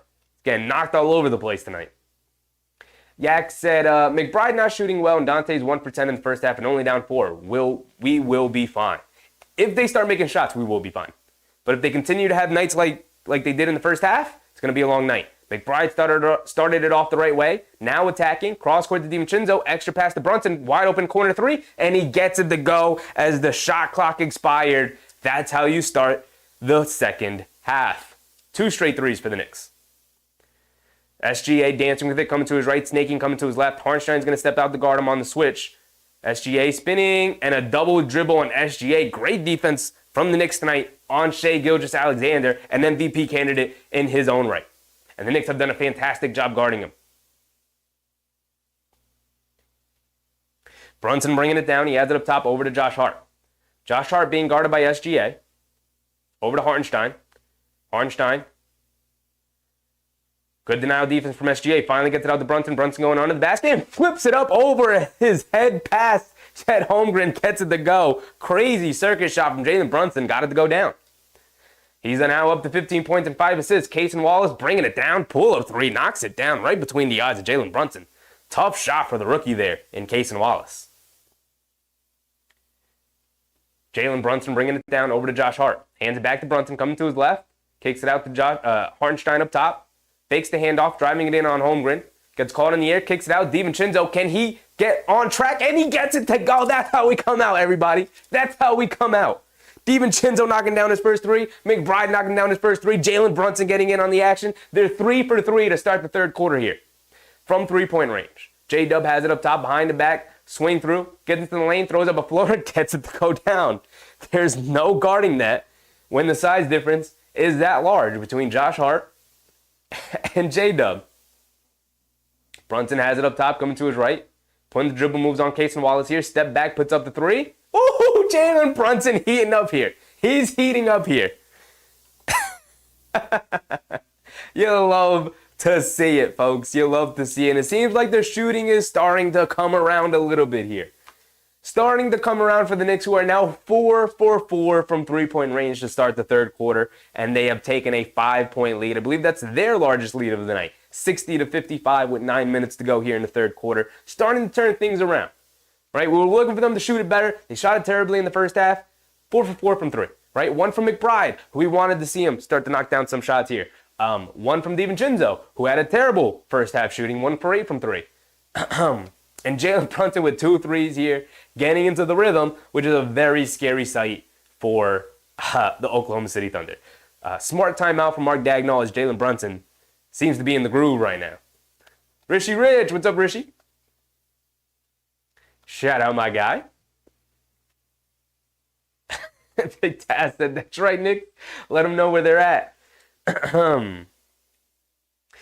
I'm really impressed with the way the Knicks have played defense against Shai Gilgeous-Alexander tonight. MVP can't. I know he's coming back from injury. I don't really care. It is what it is. You want to talk about coming back from injury? Brunson just rolled his ankle in this game, so I don't care. No excuses. Shai Gilgeous-Alexander's 3 for 9 from the field for 7 points, a rebound, and 2 assists. The guy they have no answers for is J-Dub. With no Anunoby, who would be the perfect guy to put on him, they have no answers for him size-wise. I mean, they could, I guess, try Precious Achiuwa, who's 6'8", and can match up size-wise, but he doesn't have the quickness to stay in front of him. But I don't know. That'd be something maybe I would try here when Precious Achiuwa subs in. Even a Julius Randle, you could put on J-Dub because they match up size-wise. But, I mean, you got Josh Hart out there. You got Deuce McBride. You got Dante DiVincenzo. None of these guys, they could stay in front of him. But J-Dub would just walk him down to the mid-range and shoot that little pull-up fadeaway. And he's been knocking it down all game long. He's 8 for 11 from the field. He is up to 19 points here. He's getting buckets. If he wants to get to his spot and shoot that shot, he'll get to his spot and shoot that shot. And it's all about whether or not he'll make or miss it. Right? The Knicks are doing a good job of staying in front of him and keeping him out of the lane, but they can't contest that pull-up mid-range shoot shot. They've got no answers for that tonight. Bernard Johnson said, to me, the Knicks play better on the road. It's hard to judge with all the injuries. It really is. We could look at this. The Knicks are 24-13 at home and 20-16 on the road. So about the same. They're slightly better at home.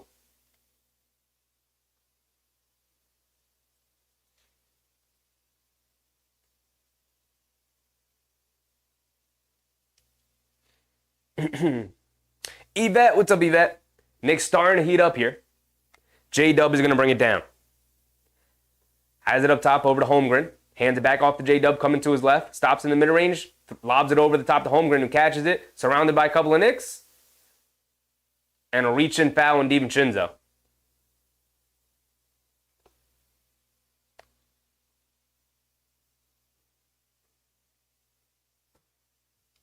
So the ball will stay with OKC here.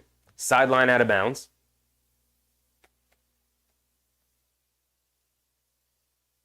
Giddey throws it into SGA. SGA coming to his left, pocket pass to Holmgren, driving it down, kicks it in the corner. Lou Dort open for 3. Can't get it to go down. Harnstein with the rebound, and Brunson will bring it down.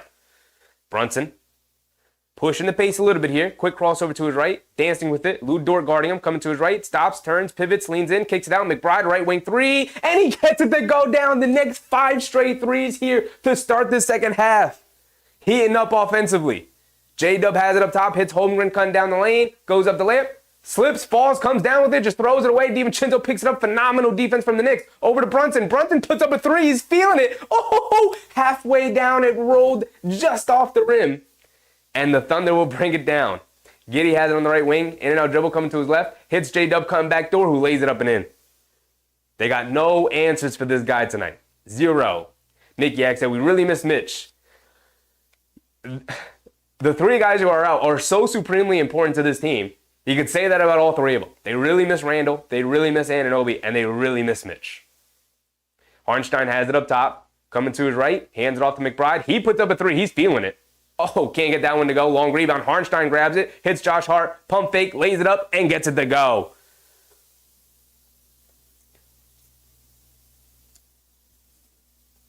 Giddey bringing it down, left side of the court, hits Holmgren, who's going to settle for the 3, comes up short, long rebound. Giddey picks it up, loose ball. No, Giddey has it, lays it up, gets it to go.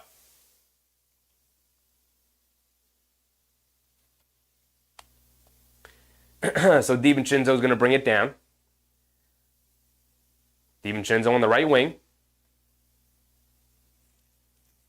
Brunson coming around a couple of screens. They get it to him up top, being guarded by J-Dub, coming to his left off the Harnstein screen. He's dancing with it. Quick crossover to his left, getting in the lane. Mid-range pull-up jumper over J-Dub. Can't get it to go. Harnstein offensive rebound, leans in, and 1 over Chet Holmgren. He's too small. He's too small. The Oklahoma City Thunder are too small as a team. You can't keep us off the glass. Get them out of there. Babies down there in the paint. They're babies. You can't guard us down there. You're too small. We're not scared of you. I don't care how many times you've blocked shots this year. I don't care that you're amongst the leaders in shot blocking. You're not going to keep our man Big Hartenstein off the glass. You're not going to be able to stop Jalen Brunson from getting to where he wants to get to. Hartenstein's up to 12 points, 9 boards, 4 assists. He's hooping out there. Knocks down the and one free throw as well. The Knicks now up 8.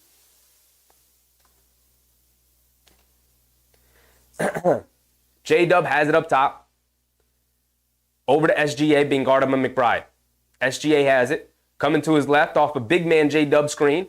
Snaking again to his right. Gets to the baseline. Fadeaway jumper. Gets it to go down. That's a go-to shot for him. Smooth looking move from SGA. 68-61. 6:30 to go. Here in the third quarter. Brunson on the right wing. Crosses over. Putting the moves on J-Dub right now. Coming to his left. Pocket pass to Hartenstein. He's coming down. Picks his dribble up. Inside to Josh Hart. Easy layup. Come on. You're too small. Giddey on the left wing, bringing it down. Inside the SGA, who lays it up the left hand, gets fouled by McBride. Can't get the layup to go, though. He's going to go to the foul line for 2 free throws.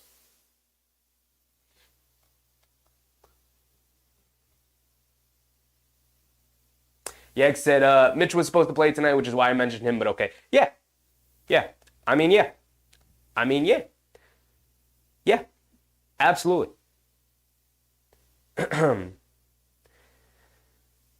Between Mitch and Hartenstein, having that level of rim protection and rebounding for 48 minutes in a basketball game is elite.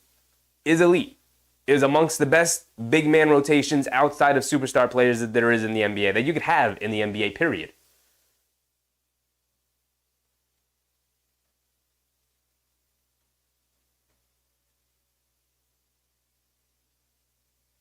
SGA goes 2 for 2 at the foul line. Brunson pushing the pace, hands it off to DiVincenzo. Has it on the left wing. Coming to his right off the Achua screen. Hits Jalen Brunson. Brunson being guarded by Dort.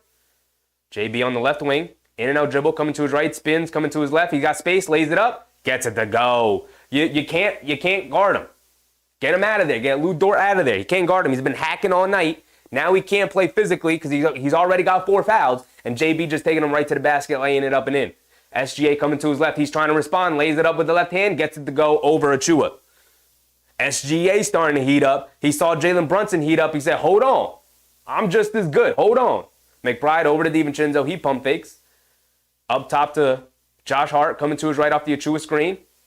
Up top to DiVincenzo. Catches, fires, no hesitation, and he gets it to go down. The Knicks have officially arrived here in this game from the 3-point line, starting to knock down their shots. The shots that they were getting the first half that weren't going down, they're starting to go down now. OKC's feeling is the Knicks take a 10-point lead here. 75-65. Here we go. Now we're in it. Now we're hooping.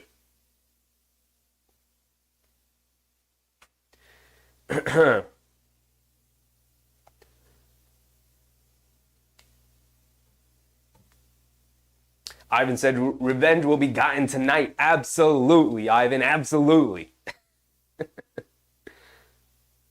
Tay said, the OKC announcers crying like LeBron. This is how JB feels every game. Every time I go back and rewatch one of the Knicks games, I always try and do it using the opposite team's announcing crew because I love to hear what they have to say about the Knicks. Now, most home announcing teams are trash. Most of them. There's some of them, a handful of them, that are really, really good. Knicks being one of them. Obviously, we got Breen and Clyde Frazier. I mean, come on. They're top tier. They're up there. They're top tier. And there's a couple of the other ones that are really, really good. But most of them are pretty trash because of how biased they are. But I love hearing what they have to say about the opposite team all the time. All the time. What they have to say about the Knicks. Big task. Nick Pride. Absolutely. Kenny, unguardable Brunson. You can't guard him. You can't. Big Chris said Sheffy is getting up close. K Hazy. What's up, K Hazy? 3GP.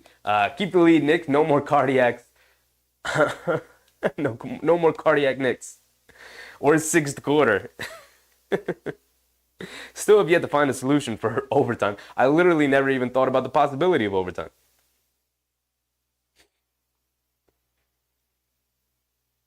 But the threes that they were getting these same looks in the first half and they weren't going down. And now they are. And you'll love to see it. It's gorgeous. It's beautiful. I love it.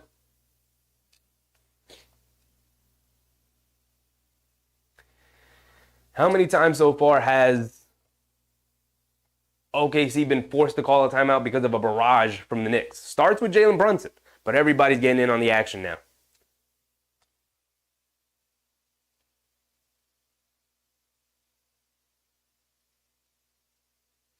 $65-75. 5 minutes, a little over 5 minutes to go here in the third quarter, and the Knicks are hooping.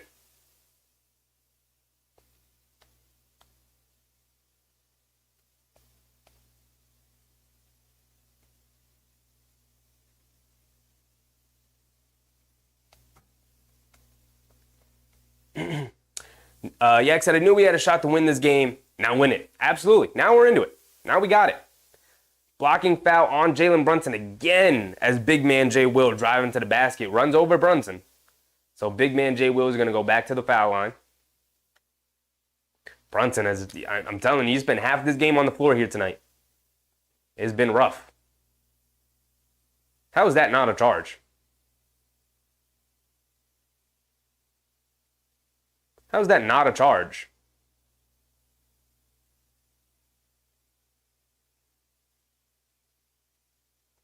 Big man Jay Will knocks down the first free throw. He's got one more coming.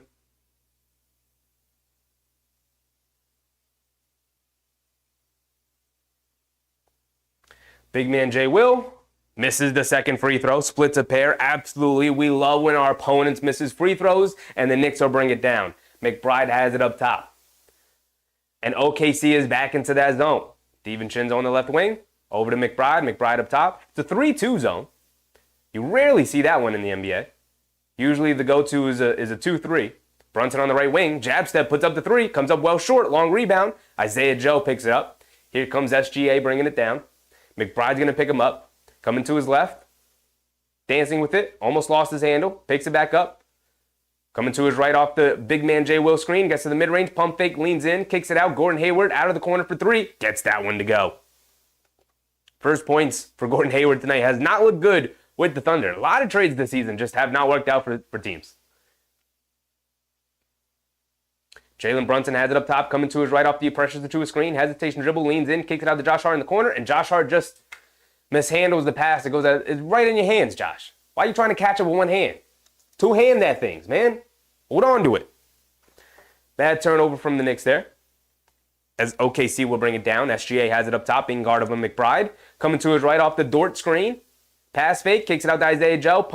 Pump fake, gets to the mid-range, kicks it out to big man Jay Will, going along the baseline. Gets caught in the air, almost throws it away. Does throw it away. Pressures Achua, beats SGA to the ball, going to the basket, lays it up with the right hand, gets it to go. The Knicks defense showing up in a big way here tonight. SGA has it up top, being guarded by McBride. Putting the dribble moves on, coming to his left. Kicks it out to Isaiah Joe. Isaiah Joe coming to his right, putting his head down, getting to the basket. Ball get knocked away. Josh Hart comes up with another steal. He's bringing it down. He's putting his head down. Split the pair of defenders. Throws it up. Can't get it to go. But another foul on OKC. I believe the foul is going to be on Lou Dort. Lou Dort has picked up his fifth foul here tonight. He's a hack. He's out there just hacking people, fouling, picking up fouls left and right. Josh Hart going to the basket, putting him in that position. Gets Lou Dort out of the game here. And Josh Hart's going to go to the foul line for 2 free throws. Mark Dagnall going to use a challenge here. He's going to challenge the call. So we'll have a stoppage in play here. Timeout for the Thunder. Nick Yak said, there's another good team we can beat. Is why we can go on a run and win a chip. Of course, we could use luck to help. Absolutely. No team has ever won a championship without luck. None. Zero. You can't name one. They don't exist. Luck absolutely plays a part in terms of opponent matchups, in terms of timing, in terms of health, not just for your team, but for your opponents, right? How many times have we seen a team make a run to a championship, and then you can look at it and you can go, well, that team was missing a key player, and that team was missing a key player, and then that player got hurt, and they just weren't the same after that.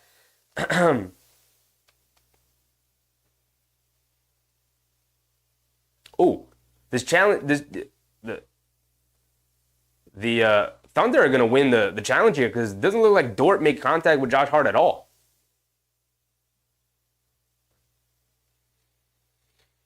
I sound like a broken record, Yak, but it just comes down to health. Just comes down to health. The foul should be changed to SGA. So the Thunder should win the challenge here, but it should be on SGA.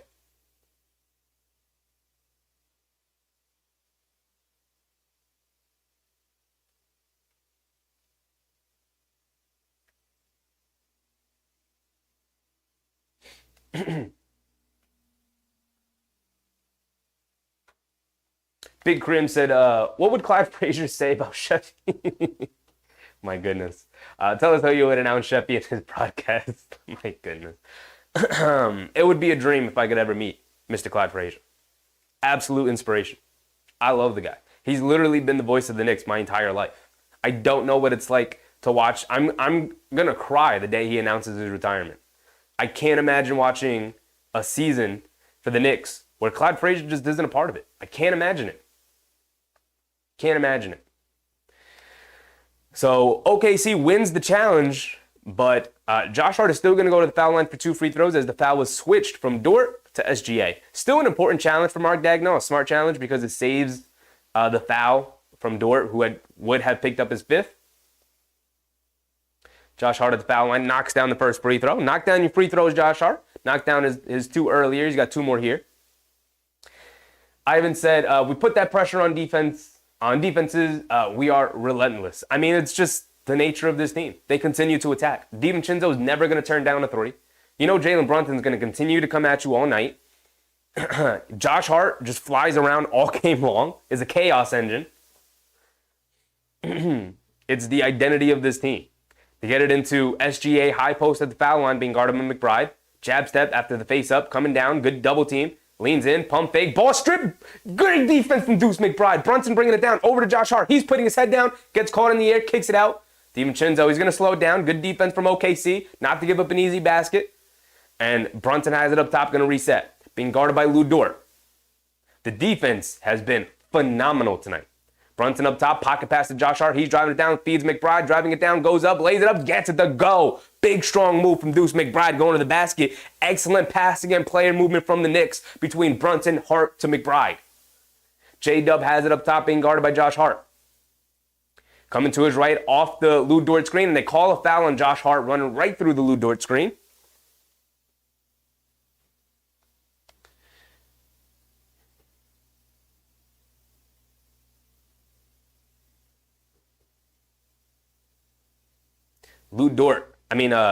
SGA has been in jail all night long.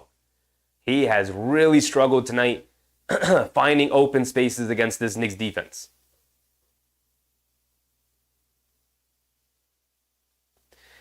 Lou Dort at the foul line for 2 as OKC is in the bonus. Misses the first one. We love missed free throws from our opponent. Absolutely. Every time. Forgot to credit the Knicks with the free throw there. 81-69. Alec Burks subbing in. Jalen Brunson to the bench. Knicks fan, Cavs lost. Absolutely, they did lose. As of right now, the Knicks and the Cavs are now tied, technically, for the 3 seed, although the Knicks are up 1 in the loss column. So they got to pick up the win tonight if they want sole possession of that 3 seed, as Lou Dort goes to the foul line, misses both.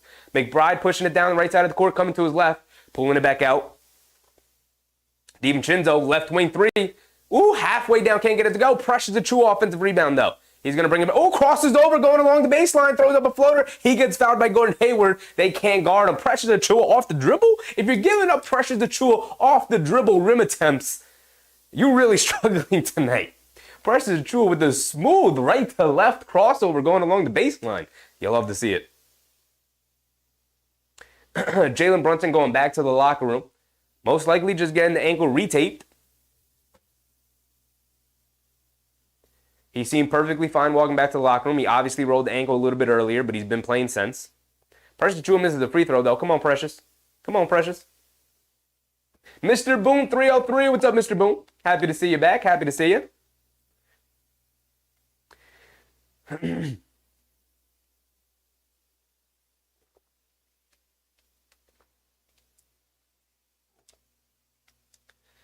Pressures Achua at the foul line.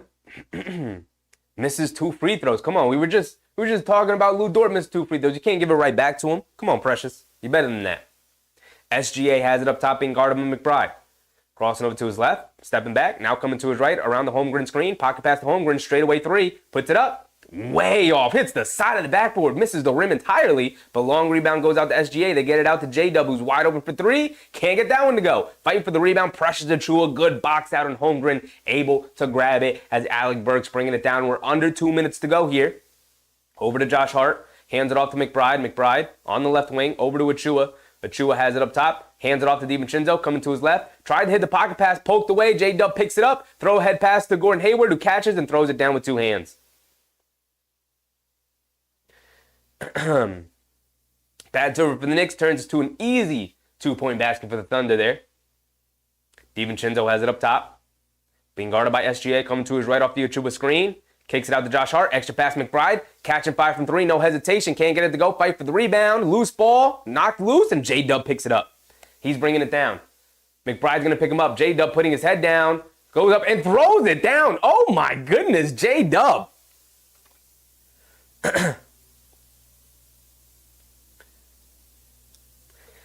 J-Dub absolutely was shoving guys left and right coming down the lane. No foul call. Took advantage of it and got all the way to the basket and threw it down.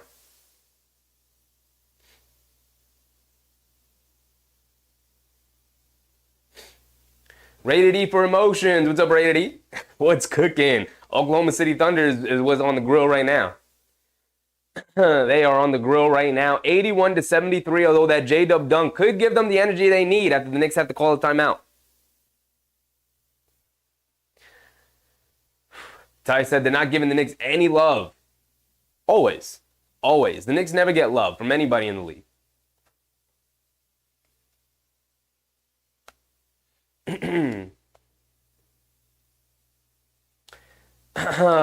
New subscription from Sites on Target. Appreciate you, my guy. Welcome, welcome, welcome. Happy to have you. Hope you're having a good time.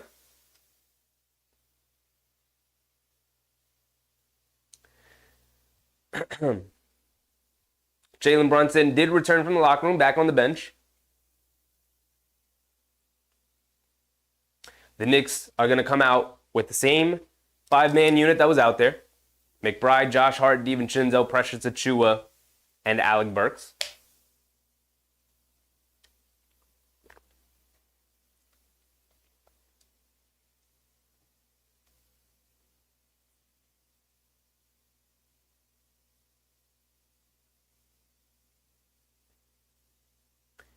DiVincenzo gets it into Achua up top. I let the timer run out. There's a minute to go. My bad. 1 minute to go. Holmgren fouls Achua up top. D-Ras, what's up, D-Ras? Omar said, so what else is new? Oh, they intentionally fouled Precious Achua. Send him to the foul line because he missed his previous 2. Precious Achua has been knocking down free throws, knocks down the first one. I don't know about that decision from Mark Daigneault. That's a questionable game plan there. Fred, what's up, Fred? I hope the Knicks can hold on. Looking pretty good. Precious Achua knocks down the first one, knocks down the second one, gives the Knicks a 2-point lead again. 1 minute to go, SGA bringing it down. Over to Holmgren, back to SGA. SGA has it, being guarded by McBride, coming to his right off the Holmgren screen, kicks it out to Holmgren, out of the corner for 3. He's been missing threes all night, hits the side of the backboard on that one, and then goes right into McBride, and they call a blocking foul on McBride. These refs are terrible. They are horrendous. Chet Holmgren lowers the shoulder, goes right into Deuce McBride's chest, and they call in a blocking foul. And they're going to challenge it. And let me tell you something. The other night against the Spurs, I said I would never challenge a block charge call. This, to me, is a great challenge because this is the second or third time these refs have called the blocking charge. They have yet to call a charge yet. They called one charge against Dort earlier, which wasn't really a charge. It was him more lowering the shoulder and extending the elbow as he was attacking the basket. These refs are absolutely horrendous at deciding what's a block and what's a charge. To me, it's not that difficult. I know some people struggle with discerning how you legislate that because it's so subjective. But when a big man is going along the baseline, lowers the shoulder right into a guard, hits him square in the chest, how is that not a charge? That's literally the definition of the word charge. He charged right into the defender, lowered the shoulder and everything. If they don't win this challenge, the league is conspiring against the Knicks. I hate to say it, but that is a textbook charge. You lowered your shoulder, went right into the defender's chest. Now, if McBride was slightly late and he hit him sort of in the side, then, even though he lowered the shoulder, I would be like, okay, you could call it either way. It could be a charge or a blocking foul because, you could say the offensive player initiated the contact. You could say the defender was slightly late and wasn't in a legal guarding position, whatever. But this, to me, is a textbook charge.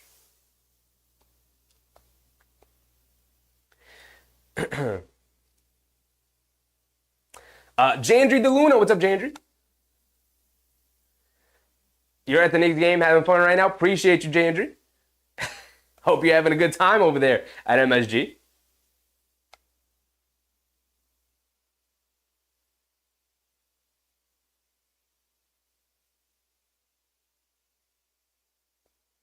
Yes, sir. So the refs have changed the call to a charging foul. Successful challenge from Tom Thibodeau. So the Knicks win the challenge. They'll keep their timeout, and it will be a turnover on OKC and a foul on Chet Holmgren. Excellent challenge from Tom Thibodeau. I didn't like the challenge he had the other night where he challenged a block charge call in San Antonio. This one I really like because they've been very inconsistent with block charge calls all night.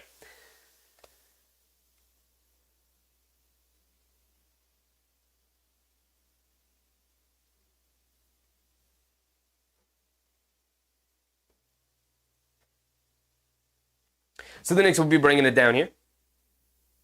Big Tacit Tibbs, the challenge king. He's pretty good at them. 50 seconds to go here in the third quarter. It's been a long last minute of this quarter here. A lot of timeouts, a lot of stoppage in plays. Nick Yak said it's how late you set up. You could say that, but some refs just call it differently every time. All these refs, it's so subjective. That's how you would discern it, and that's how I would discern it, but as Alec Burks, nice in and out move on Chet Holmgren, scoops it up with the right hand over the shot blocker. That's what you want to see from Alec Burks. And then they lose track of Gordon Hayward, who misses the lob layup, but the Knicks can't corral it into loose ball, and they get it out to SGA. And then a whistle.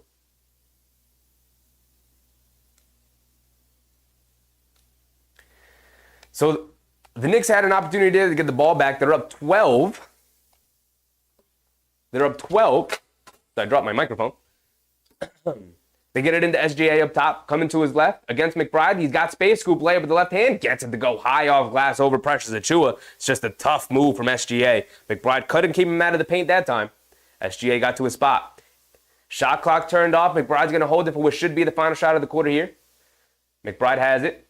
Over to Josh Hart. Josh Hart hands it off to Alec Burks, driving it down, stepping back, puts up the three over J-Dub. Ooh, in and out halfway down, can't get it to stay. Isaiah Joe with the rebound, he's going to throw it up. Not going to get it to go, obviously, and that's going to be the end of our third quarter here.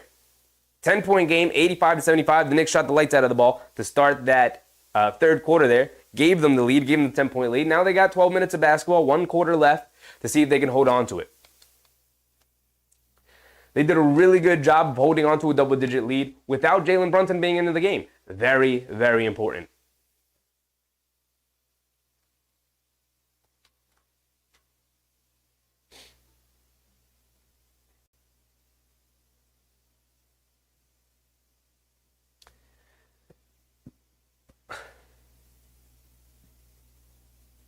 $3GP said Easter eggs are safe if you ask the refs to find them. Knicks fan said proves refs are blind.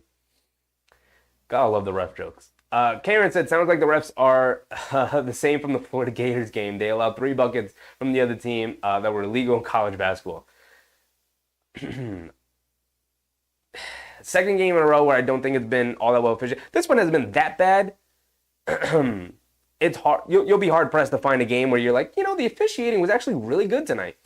But I don't think it's been as bad tonight as it was in San Antonio. San Antonio was a poorly officiated game. Tonight's been fine. There's been missed calls and bailout calls on both sides. Both teams have benefited from the whistle and have not benefited from the whistle. It's gone both ways. Susan, what's up, Susan? Third quarter rising into fourth quarter shine. Never more evident than it is tonight. Huge third quarter from the Knicks to give them a double-digit lead going into the fourth quarter. Now they just have to shine their way through the last 12 minutes of basketball here. Big Taz said, damn, what did Burks do at the rim? He shoots a very flat, hard ball. He's never going to get a friendly bounce. Unless it's going to swish through the rim, he's never going to get a friendly bounce. Susan said, this has been a bad ref calling season, period. We say that every year. When was the last time it was a good reffing season?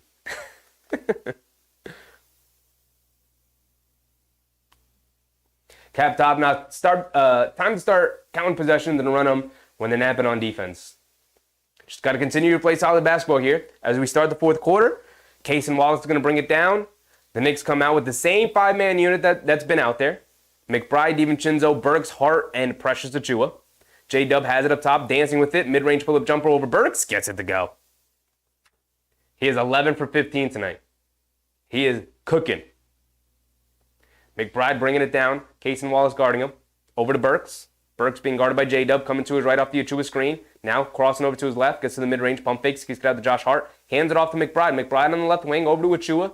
Achiuwa has it up top, hands it off to Burks, coming to his left. They're bringing a double team, spins off of it, throws up a floater, can't get it to go. Precious Achiuwa offensive rebound, goes up, gets blocked by Kenrich Williams. You got to kick that one out, Precious. Got to kick that one out. You're surrounded by defenders. Case and Wallace, right wing three, gets it to go down. Case and Wallace never misses, man. Never misses. McBride bringing it down. It's a 5-point game immediately to start the fourth quarter. How long? We said this the other night against San Antonio. How long can you survive without Jalen Brunson? McBride has it up top. Turns it over. Bad pass from Deuce McBride. Hit a head pass to Kenrich Williams, who lays it up and in. And it's a 3-point game. Just like that to start the fourth quarter. Josh Hart bringing it down, calls a timeout immediately. Knicks got to talk it over. Harnstein at the scores table. He's going to come in. Terrible start to fourth quarter from the Knicks. It was a beautiful start to start the third quarter. Everything you wanted. And this fourth quarter has been the exact opposite. Everything you don't want.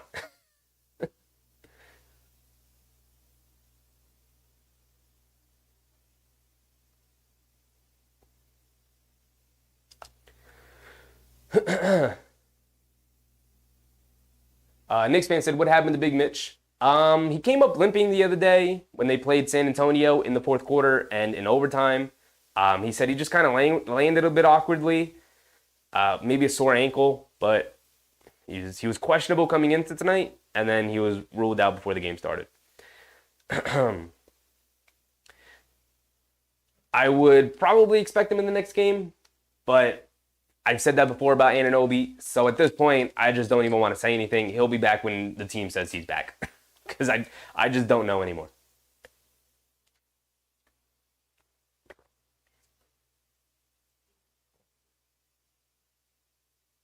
3GP said, do you think the Knicks snub is due to Dolan? No, I think the Knicks snub is due to the 20 years of absolute clownish incompetence that the Knicks organization was peddling out there since the start of the 2000s all the way to a couple of years ago when Leon Rose was finally hired.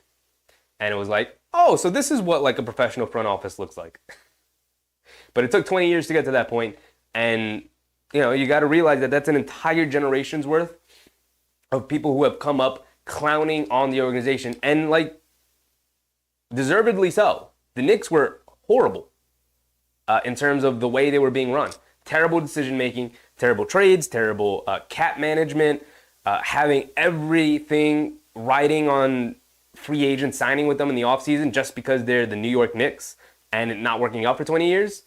and bad drafts. Like they were a clown franchise, absolutely through and through. And 20 years of that it's going to take some time for them to build the brand back up.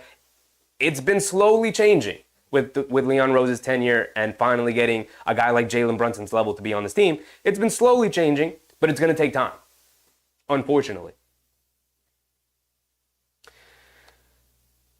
Yek said, our charges have been missed calls. It's a tough thing to legislate. Too subjective of a call, in my opinion. Omar said, a flat hard ball, you gotta say no titty after that, Chevy. Come on, dog. Come on. When you're talking about basketball, that's not a crazy thing to say when you're having a basketball discussion. Come on, dog. DiVincenzo off the inbounds, catching fire from three, gets it to go. We needed that. Dante DiVincenzo, right out the gate, knocking down the three up the inbound.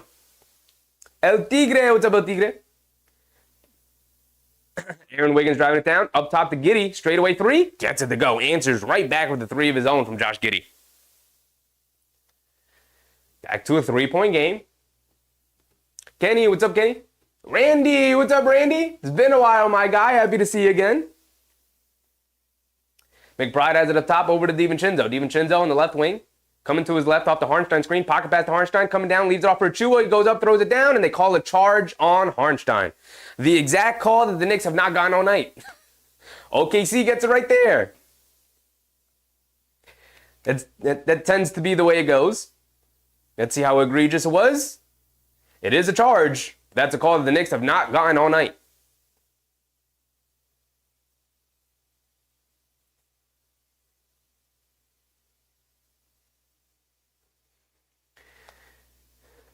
Jalen Williams has it up top, being guarded by Hart. Dancing with it, crosses over to his right, getting downhill, kicks it out. Kenrich Williams, right wing three, gets that one to go down. Tied up at 88. Under 10 minutes to go. Josh Hart on the left wing. Up top to McBride. Over to Bogdanovich, who's checked back in. Up top to McBride. Over to DiVincenzo on the left wing. He's coming to his right, gets into the lane, throws up a floater, comes up well short. And a foul on the floor, on the loose ball rebound.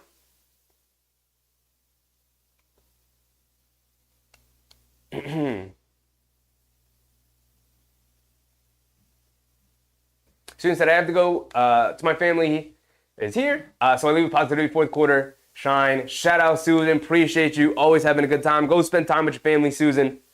Good night, man. Appreciate you showing up, as always.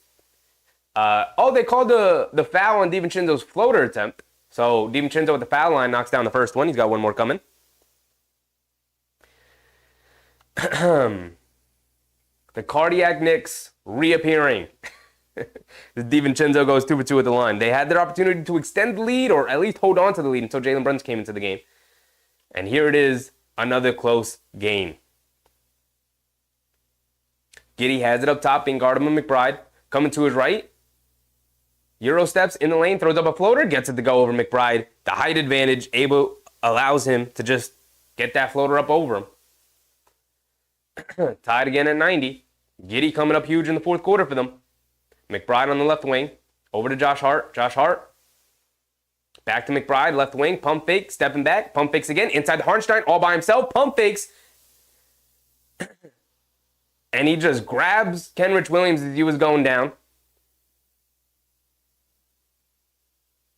But in doing so, grabbed Harnstein around the neck as he fell down to the floor. Harnstein comes up holding his neck. The crowd is not happy about what they saw. They're going to show the replay here. How bad is it? He goes up and grabs him by the head. Kenrich Williams, what are you doing, dude? That's got to be a flagrant 2. He didn't mean to hurt him, of course, but you grab the dude by the head as you're falling to the floor. What are you doing?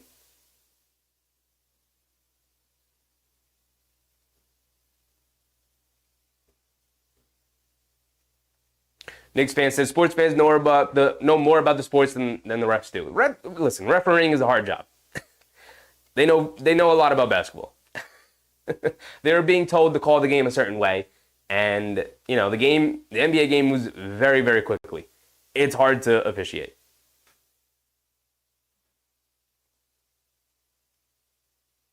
Mark said, I felt like this lead wasn't safe. Look, OKC is not tied for the first seed in the West by luck. They're a really good team. I would have been surprised if OKC didn't make a run to make this a much more interesting game. This is what they do. They are a very good team. They win a lot of these games. So the Knicks are going to have their handfuls tonight. You would hope that they would hold on to a little bit of a larger lead before Jalen Brunson had to come back into the game during his usual rest time to start the fourth quarter, but here we are. Tay said, what's going on with Jalen? He usually rests at the start of the fourth quarter. This is his normal rotation. Usually comes in around the 8-minute mark. So they have about another minute without him.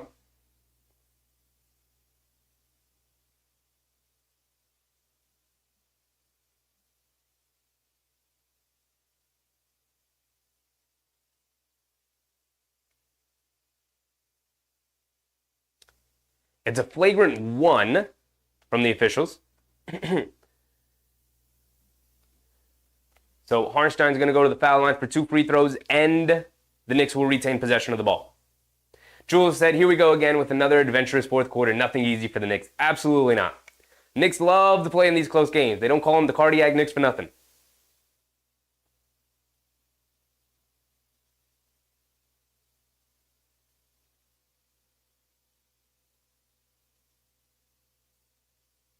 Tay said, shouldn't have even been reviewed. Had to be reviewed to see if it's a flagrant 2, if it seemed, if there was some intentionality to it, and how reckless it was, or if it was a flagrant 1. They deemed it a flagrant 1. MBM said, no worries, we're still on track. Hartenstein goes to the foul line, splits a pair, 1 for 2.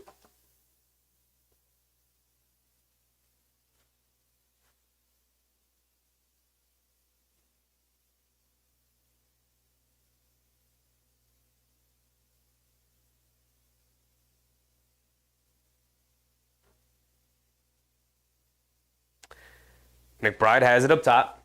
Coming to his left off a Hartenstein screen, putting his head down, throws up a floater. Felt some contact, throw over the basket. Terrible shot from McBride. No foul called. J-Dub bringing it down over to Giddey. Giddey, in and out dribble, splits it, gets fouled by DiVincenzo. He's going to the foul line for 2. Josh Giddey having a big fourth quarter here to start. Knocking down a 3, getting to the lane, knocking down floaters. Coming up with steals, getting his team out and running. Pushing the pace. Good passing. Now he's going to the foul line for 2.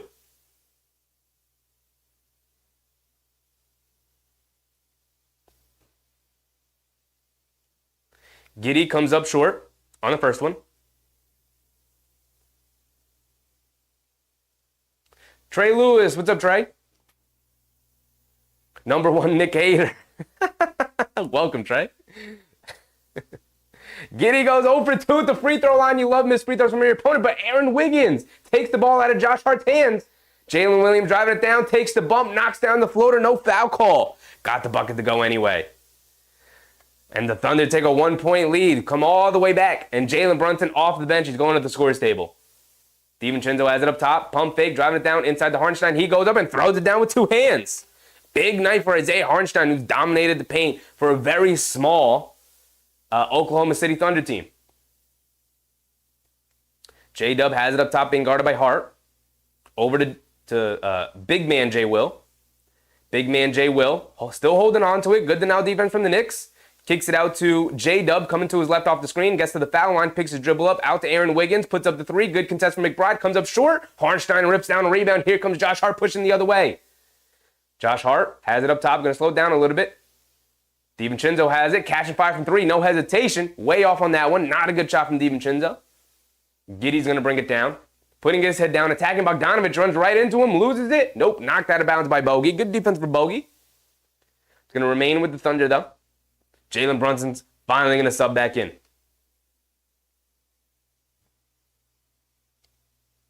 Knicks fan said, what's the difference between a flagrant and a tech? A flagrant foul is an excessive foul, an excessive personal foul. Giddey inside pass to Aaron Wiggins, who lays it up and in. I'll explain it in a second. Knicks fan, I got you. Aaron Wiggins with the easy layup. Back up by 1. Now both teams trading baskets, trading leads here.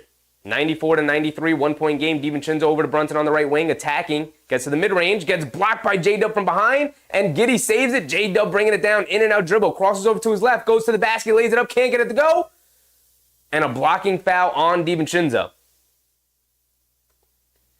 And a subscription from Lajetia Casey. Was popping, Lajetia. Welcome, welcome, welcome.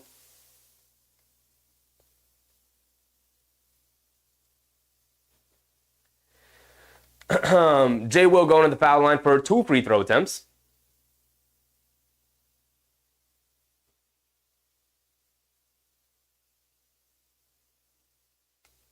The difference between a flagrant foul and a technical foul is can be delivered by an official if they feel it doesn't have to be a basketball play. A technical foul can be issued for somebody either not berating the officials or not respecting the rules of the game. Things like a delay of game warning or unsportsmanlike conduct or hanging on the rim. It's simply one shot at the basket, one free throw.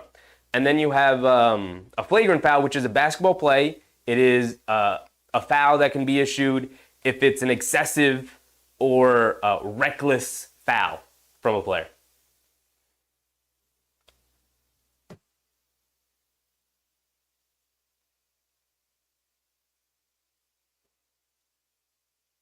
Nick Yak said, we tried Bogdanovich and Burks with McBride and Precious and surprised we lost the lead against top teams in the league. Yeah, absolutely, Yak. No DiVincenzo, no Josh Hart, no Jalen Brunson in that unit no Hartenstein is gonna make it pretty much impossible to score against most teams in the league. Insane that Tom Thibodeau decided to go to that.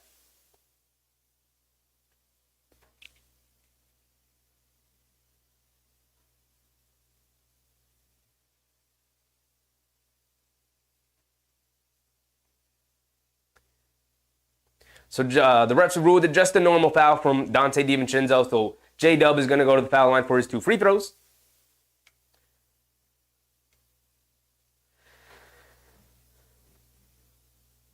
Nostalgic Knicks to get Boyan out of the game. He is out of the game.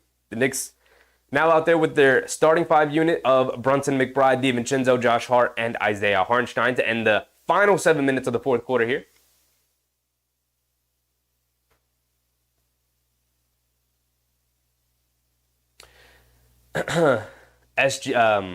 J-Dub misses the first free throw. Love missed free throws from your opponents. Absolutely, every time. Relic said, I hope that's good pushing and trust, of course. You got to grow and hold leads with that lineup, but we try, we learn. They're down a bunch of guys. Normally in those units, you'd have Randall or you'd have Anunoby. You'd have an option. But, Tom Thibodeau isn't perfect. Not a great substitution pattern in that occasion.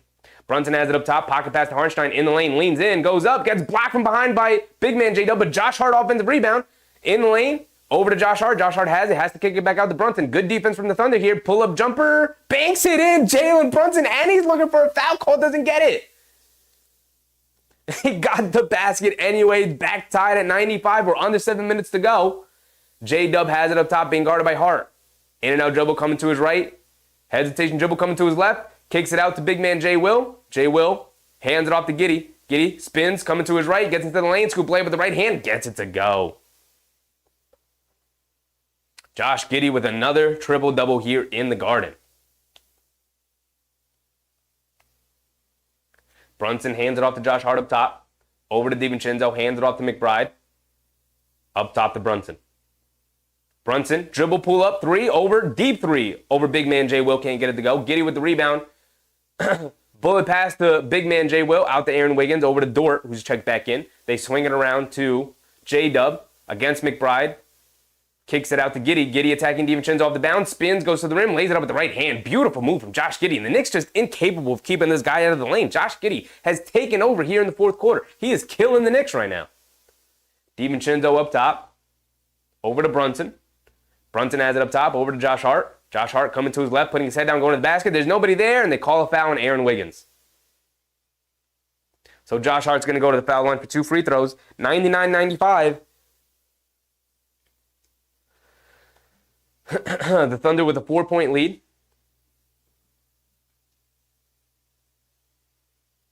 Mark Daigneault going to use his last challenge here.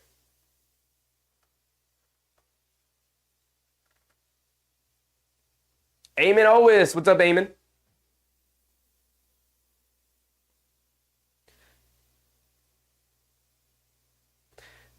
They showed the replay before they went to commercial break as Mark Daigneault's going to challenge the foul call on Aaron Wiggins, whether or not he fouled Josh Hart. It looked like a clean strip. He did make contact with Josh Hart's arm on the follow-through, but stripped the ball well before that. It was a clean on-ball strip. Looks like Mark Daigneault's going to win that one, and the ball's going to go back to the Thunder. So, 2 really good challenges from Mark Daigneault. Won both of them. Ty said JB never gets a call. Absolutely not. Absolutely not. Never. I don't even know if that'll ever even change.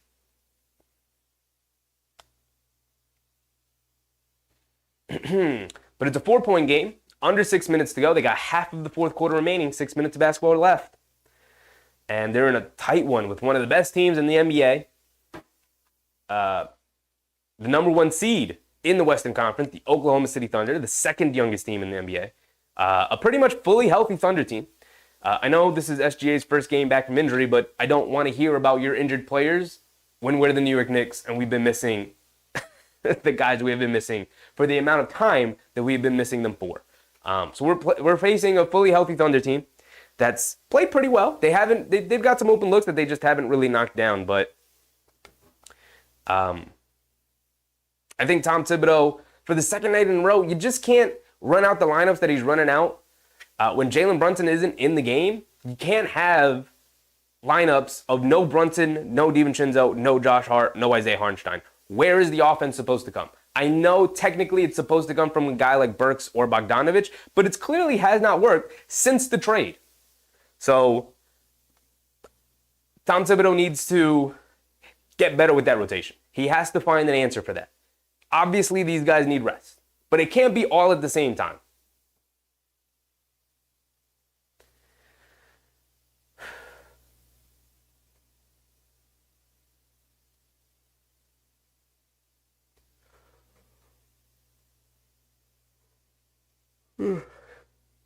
Mr. Boom said, yeah, the Knicks have a lot of injured players, but they're still in it. Absolutely.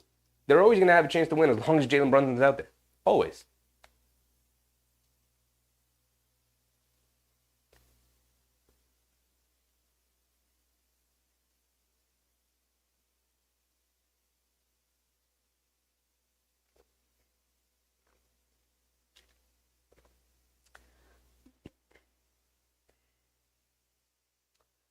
Yak said he fouled during the strip, he might not get overturned. They did overturn it.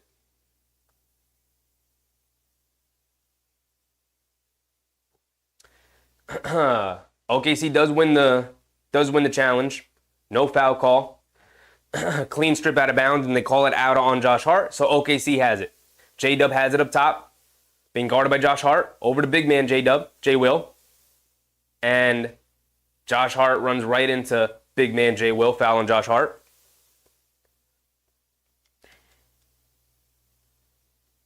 Ephraim, what's up, Ephraim? Happy to see you again. They need to put pressures on Giddey. He's cooking Dante. He is cooking Dante. He's taking Dante to the basket almost every time here. J-Dub has it up top, putting the dribble moves on Josh Hart, coming to his left around a couple of screens, tries to split the defense, and they call another foul on the Knicks.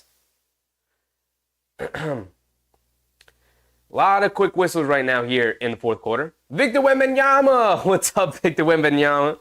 You had an incredible game the other night, big dog. Incredible game, completely overshadowing Brunson's 61-point historic night for the Knicks with Wembanyama's 40, 20, and 7 game. Shout out to you, big guy. J. Will has it up top, kicks it out. Giddey out of the corner. He's open for 3, and he knocks it down. He is killing the Knicks here in the fourth quarter, almost single-handedly, bringing OKC back here to start the fourth. Brunson has it up top. He's got 12 points here in the quarter, 16 total. Brunson has it up top, crossing over to his right around the Hartenstein screen. Pocket pass to Hartenstein, coming down the lane. Gets fouled by Dort. So now Harnstein's going to the foul line. That's the 5th foul on Lou Dort.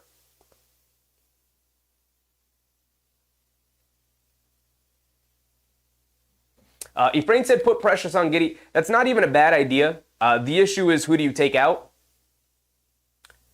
You kind of want the open space. You want Dante in there. You kind of want McBride in there with his defense as well. You got to have Josh Hart in there. You got to have Harnstein in there. And obviously Jalen Brunson's going to be in there. So it's going to be probably McBride if Precious Chua came in. So it's tough. It's a tough decision to make. But I don't hate the idea, Efrain. Kind of like it. Harnstein, again, splits a pair of free throws. Makes one, misses one. So it's a 6-point game now with OKC having it. J-Dub has it up top, coming to his right off a screen. Inside pass to Aaron Wiggins, who got wide open off the pick and roll. And J-Dub also dominating this game as OKC takes an 8-point lead here in the fourth quarter with 4:40 left to go. Brunson has it up top. The Thunder are 12 for 13 from the field. They've missed one shot here. Brunson gets into the lane, lays it up with the left hand, gets it to go. Beautiful touch from JB. Josh Giddey bringing it down. Picks his dribble up top to Aaron Wiggins coming to his left. Loses it. Brunson picks it up. He's bringing it down. He's got some numbers. Pocket pass to DiVincenzo. Gets caught in the air. Kicks it out. McBride, corner 3.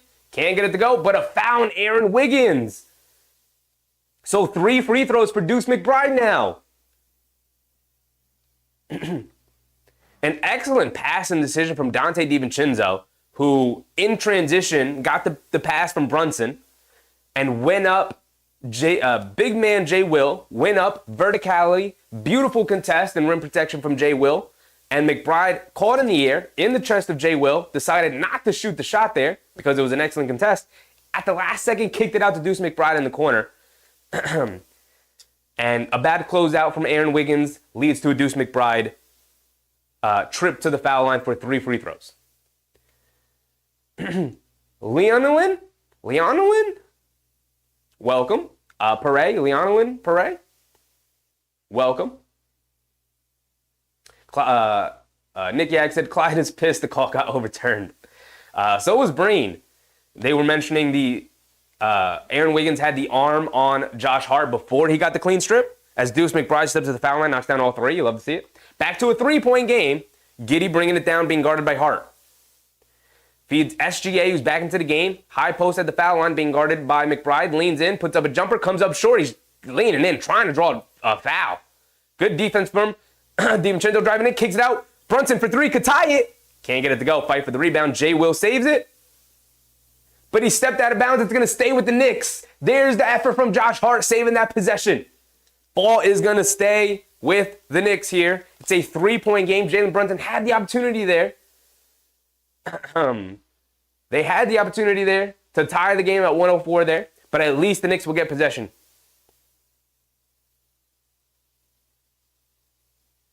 Mark said, I just want OG and Julius Randle back, man. Me too.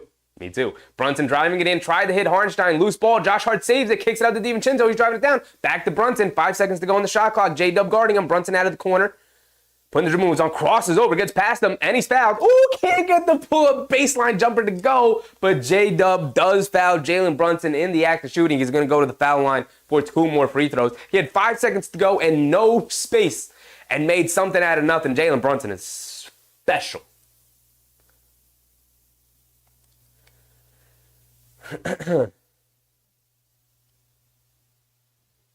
Rudy said they should put a big guy on Giddey, maybe Precious. Yeah, we talked about that. But Precious, you can't have Precious in the game right now because you want all 5 of these guys out there. Brunson at the foul line misses the free throw. You're missing too many shots right now, JB. Come on, big dog. Will Combs, what's up, Will Combs? Victor Wembanyama said, please win this game, New York. Love to see Chet lose. So the Knicks had back-to-back games against the Spurs and now OKC. So we saw Wembanyama have a generational performance. Chet having a really bad game tonight against the Knicks. And he misses both. Harnstein keeps it alive. Josh Hart grabs it. They swing it around. Brunson's going to put up the 3. And he gets it to go. Tying the game at 104. Finally got one to go down. Here we go, folks. Tied game. 104. This Knicks team doesn't give an inch. They don't give an inch. J-Dub has it up top, coming to his left. Oh, Lewis McBride comes up with the steal, playing the passing lanes. Josh Hart over to Brunson. Brunson in the corner. He's going to slow things down. Doesn't want to force a shot there. Being against Giddey. Now puts it up. Oh, halfway down, rolls around the rim. Knicks flying in for the rebound. J-Dub picks it up. They got numbers. Bringing it down. Over to SGA. Left wing three. Over Dante DiVincenzo. Can't get it to go. Hartenstein rips down the rebound. Quick outlet to Josh Hart. They got numbers. Throws the lob.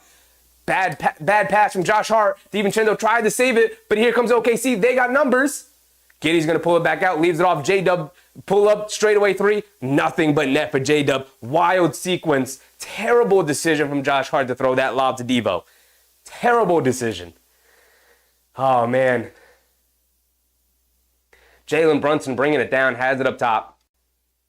Being guarded by Lou Dort. Cross court to McBride out of the corner. Coming to his right, in the lane, kicks it out. DiVincenzo out of the corner, catching fire, no hesitation. Comes up short, can't get it to go. Giddey with the rebound, he's bringing it down. Giddey putting his head down, spins, getting into the lane, kicks it out to almost nobody. DiVincenzo picks it off. He's bringing it down over to Josh Hart. Josh Hart putting his head down, going to the basket. Got fouled, can't get the layup to go, but he is going to go to the foul line for 2 more free throws. Woo. Cardiac Knicks affair in full effect tonight, folks. Oh my goodness. Scoreboard's off. What's the score right now? 107-105. Appreciate you. Thank you, Mark. Thank you. When Victor Wembanyama said, who is your rookie of the year? Honest opinion. As Josh Hart misses a free throw. We need these points, guys. What are we doing? Victor Wembanyama, it's Victor Wembanyama, obviously. It is you, my guy. It is you. It's not even a question. It's not even a debate. You've already won the award. You've had it for a while now. Josh Hart misses the first free throw. At least he hits the second. 2-point game, 107-105. J-Dub bringing it down. Has it up top, being guarded by DiVincenzo. Loud defense chance by the Garden. J-Dub has it up top. Over to SGA, being guarded by DiVincenzo. Coming to his left, leans in, spins, almost lost it, but they call a foul on the Knicks. Who is this foul on? Sparty said Josh Hart is a double-edged sword. What a beautiful description for Josh Hart, Sparty. Absolutely. Katana said chaos cuts both ways. Yeah. SGA knocks down the first foul shot. He's got one more coming.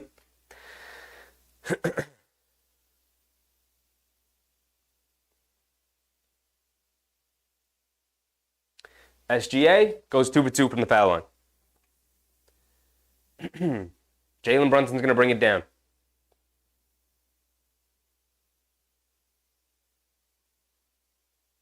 Brunson has it up top, being guarded by Dort. Over to McBride, out of the corner. He's wide open for 3. Line me up. Gets it to go down. There we go, Deuce. There we go. 109-108, back to a 1-point game. J-Dub has it up top. Being guarded by DiVincenzo, Brunson switches on to him. It's a mismatch. Crosses over, gets to his right, gets to his spot, pull-up jumper, gets it to go. Of course he does. That's his go-to shot. He's been knocking it down all night. He's in rhythm. Brunson, OKC back into that zone. Brunson has it up top. Pocket pass inside to Josh Hart. Tried to kick it out to McBride. SGA got his fingertips on it. Tips it out of bounds.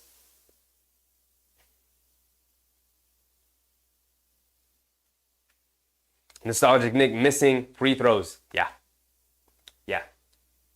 They throw it inside to Brunson. Brunson has it up top. Being guarded by J-Dub. Brunson handling it. Kicks it out to Deuce McBride. Swings it out. DiVincenzo, left wing 3. A little too long. Can't get it to go. J-Dub with the rebound. Here comes SGA. He's going to walk it down.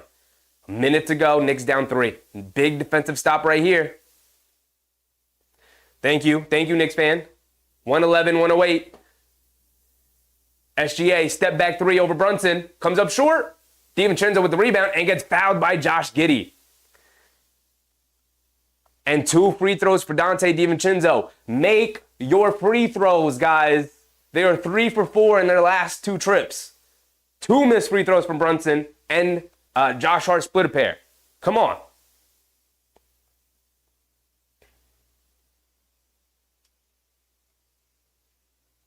Victor Wembanyama said, after a 3-game win streak and an overtime win, the Spurs lost tonight against the Warriors. Wemby had 32, 9, 5 assists, 4 steals, and 3 blocks. Insane night. And this is the worst Victor Wembanyama's ever going to be. He's putting up that stat line. Dante DiVincenzo stepping up to the foul line here. Make your free throws. This is another one. Come on, Knicks. What are we doing right now? What are we doing right now? 5 free throw attempts, they missed 4 of them. From 3 guys, the Nova boys, who are all good free throw shooters. DiVincenzo at least hits the second one. 2-point game. Needed both. J-Dub bringing it down. He has it up top. 109, 111, 45 seconds to go. J-Dub has it. And DiVincenzo fouls him. Show me the replay. Show me the replay. They're going to show me the replay here.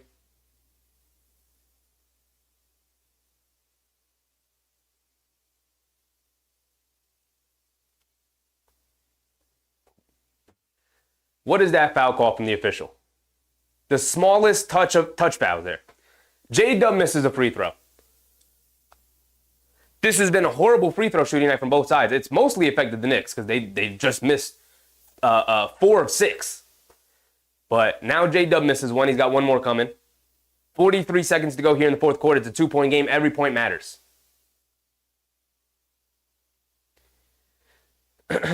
El Tigre, you already said this year, ain't too many injuries. J-Dub, one more free throw.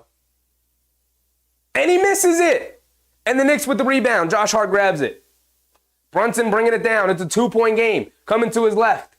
Cason Wallace is going to pick him up. He's waving Deuce McBride off. He's going to go one-on-one against the rookie. Late spins. Coming to his right. Gets to the foul line. Pull-up jumper. Great defense from Cason Wallace. Loose ball. Knocked out of bounds by Chet Holmgren's. Ball is going to stay with the Knicks.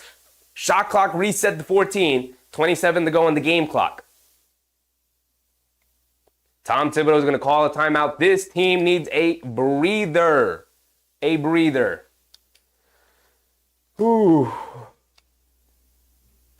Oh, man. I'm dying over here. My voice is going.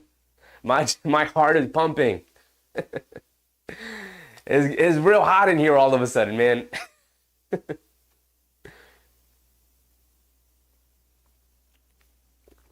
27 seconds to go.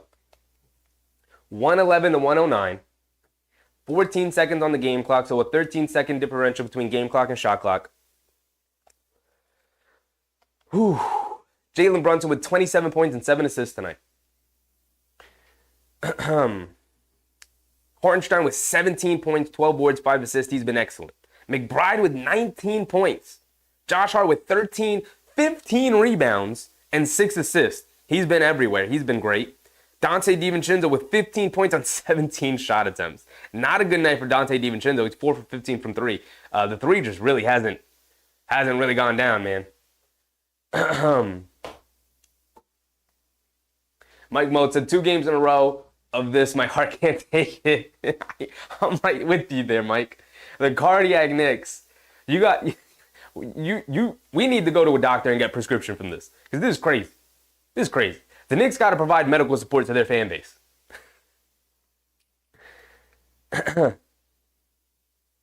No spoilers in the chat, guys. No spoilers in the chat. I will get you out of here. DiVincenzo's going to inbound it to get it into McBride. McBride in the corner, up top to JB. JB coming to his left off the Hartenstein screen. Hesitation dribble, driving it down, pulling it back. Gets to the mid-range, almost slips and falls. Pump fake, leans in, throws up the floater. Can't get the floater to go, but he is fouled by Chet Holmgren. He's going to go to the foul line for 2 free throws. Now make your free throws. Excellent job getting to the foul line, JB. Make your free throws. He's got 2 attempts here. Wambag Doodle, what's up, Wambag Doodle? Shout out to everybody in the stream and in the chat here tonight. Welcome all, welcome all. It's been a great night. It's been an incredible game. If you'd like to support the stream, go ahead down, hit that thumbs up button, like the video as Jalen Brunson knocks down a free throw. Finally. Yes, sir. He's got one more coming. Got to tie the game on 111. 18 seconds to go. If you like what you see, we do every Knick game of every season. So feel free to subscribe. You can get this kind of content every Knick game. We even do a couple of games outside of the Knicks as the season goes on. We're going right into the playoffs. So this is a perfect time, y'all. It's a perfect time. Join the community. Jalen Brunson knocked down the first free throw. He's got one more. Come on, JB, tie it up. Can't get it to go. Harnstein, offensive rebound. Kicks it out to DiVincenzo for three. Can't get it to go. McBride fighting for the rebound. Knocked out of bounds. It's going to stay with the Knicks. Oh, my goodness. I'm dying over here, guys. Halfway down for Dante DiVincenzo out of the corner for three. Ooh. Knicks fan back-to-back overtime. just get out of here with a win, y'all. Just pick up a win. Come on. Can't lose 2 games in a row. Not when the race for the 3rd seed is this tight. Cleveland lost earlier tonight. Pick up the win. Come on. DiVincenzo inbounds, gets it into McBride, up top to JB. JB has it, coming to his left. 8 seconds to go. Coming to his left, putting his head down, driving it in. Scoop lane, gets it to go. Jalen Brunson lays it up and in. No foul call. 4 seconds remain. Jalen Brunson. Clutch. Captain Clutch.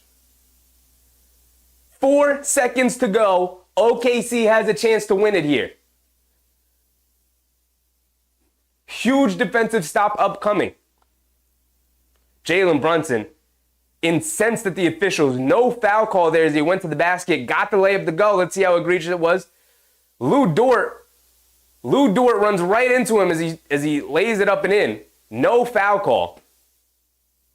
The officials have been missing foul calls on Jalen Brunson since the All-Star break like he's a scrub. This is one of the best players in the league this season. Can't get a foul call. Can't buy a foul call from the officials. He's so good, it doesn't matter. I'm going to make the shot anyway. Whether you give me the call or not, I'm going to get buckets. And thank goodness he's got that mentality. Thank goodness that's the way he plays.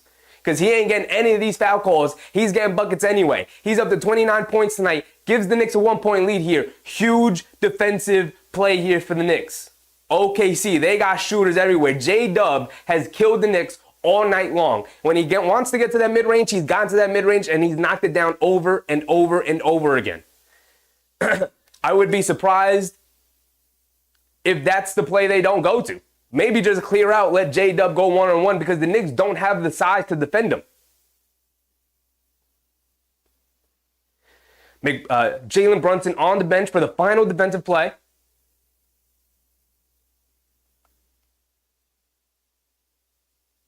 Daquan Jeffries in for the final play of the game. Tibbs, what are you doing? This better work out. Daquan Jeffries is in the game for the final play. 4 seconds to go. He's guarding the inbounder, Josh Giddey. Giddey looking, gets it into SGA, stops, turns, fires along the baseline, gets it to go. Shai Gilgeous-Alexander. A turnaround baseline jumper, Deuce McBride right in his face. It didn't matter. It didn't matter. SGA's that good. Why Daquan Jeffries was in the game, why Harnstein just wasn't allowed to guard the inbounder, the world will never know. What is Tom Thibodeau thinking? Put a guy in cold to guard for the final, most important play of the game. Now, it didn't cost them the game. SGA just made an incredible shot over Deuce McBride, but I'm just saying. SGA, incredible shot. Incredible shot. Brian Yates, you're not going to get me to call him that. Not after what he did. Shout out Brian Yates. But 1.8 remaining. About 2 seconds. You have enough for maybe one dribble and a shot. See what the Knicks come out with. OKC's got the size to bother anything the Knicks can do. Here we go. Tay, hit your shots, that's it. Brunson made one. SGA answered. Can Brunson answer? You know this ball is going to Jalen Brunson. Can the Knicks answer? Here we go. 113, 112, 1.8 seconds to go. The Knicks with the final shot to win it. They don't have much time. It's mostly going to be a catch and fire. See what they go to. You know what? I am going to put the headphones on. I said, let me take them off, but Here we go. Dante DiVincenzo going to inbound it. Brunson goes back door, catches, turns, fires along the baseline, comes up short. And that's going to be the game. OKC wins it 113-112 as the Knicks couldn't convert. Huge shot from Shai Gilgeous-Alexander, who really struggled tonight offensively. Didn't really struggle tonight offensively, but just didn't really have the offensive impact he usually does. Struggled to make shots. But made the biggest one of the game. Won it for OKC. Knocked down a turnaround baseline deep fadeaway two over the well-contest of Deuce McBride. Just a great player making a great shot. Jalen Brunson had the opportunity. Stopped, turned, and fired over SGA. Just came up just a little short over the outstretched hands of SGA. Good contest. Brunson bobbled the inbound pass just ever so slightly. Got a good attempt at it. Difficult look. Along the baseline, a little bit behind the backboard. Just came up slightly short. And that's going to be the ball game.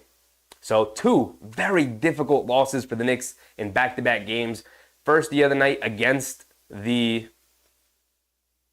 Spurs. And then here tonight against the Thunder. Jalen Brunson having a discussion with the 3 officials. Not a well-officiated game. Jalen Brunson continues to not get any foul calls whatsoever. Well, that's the game, everybody. That's the game. Not a great shooting night for Dante DiVincenzo. But that's the story of this team. If Jalen Brunson's great, the Knicks are in a position to win. And it usually falls to the discretion about whether or not Jalen Brunson can close the game out. And most nights he can.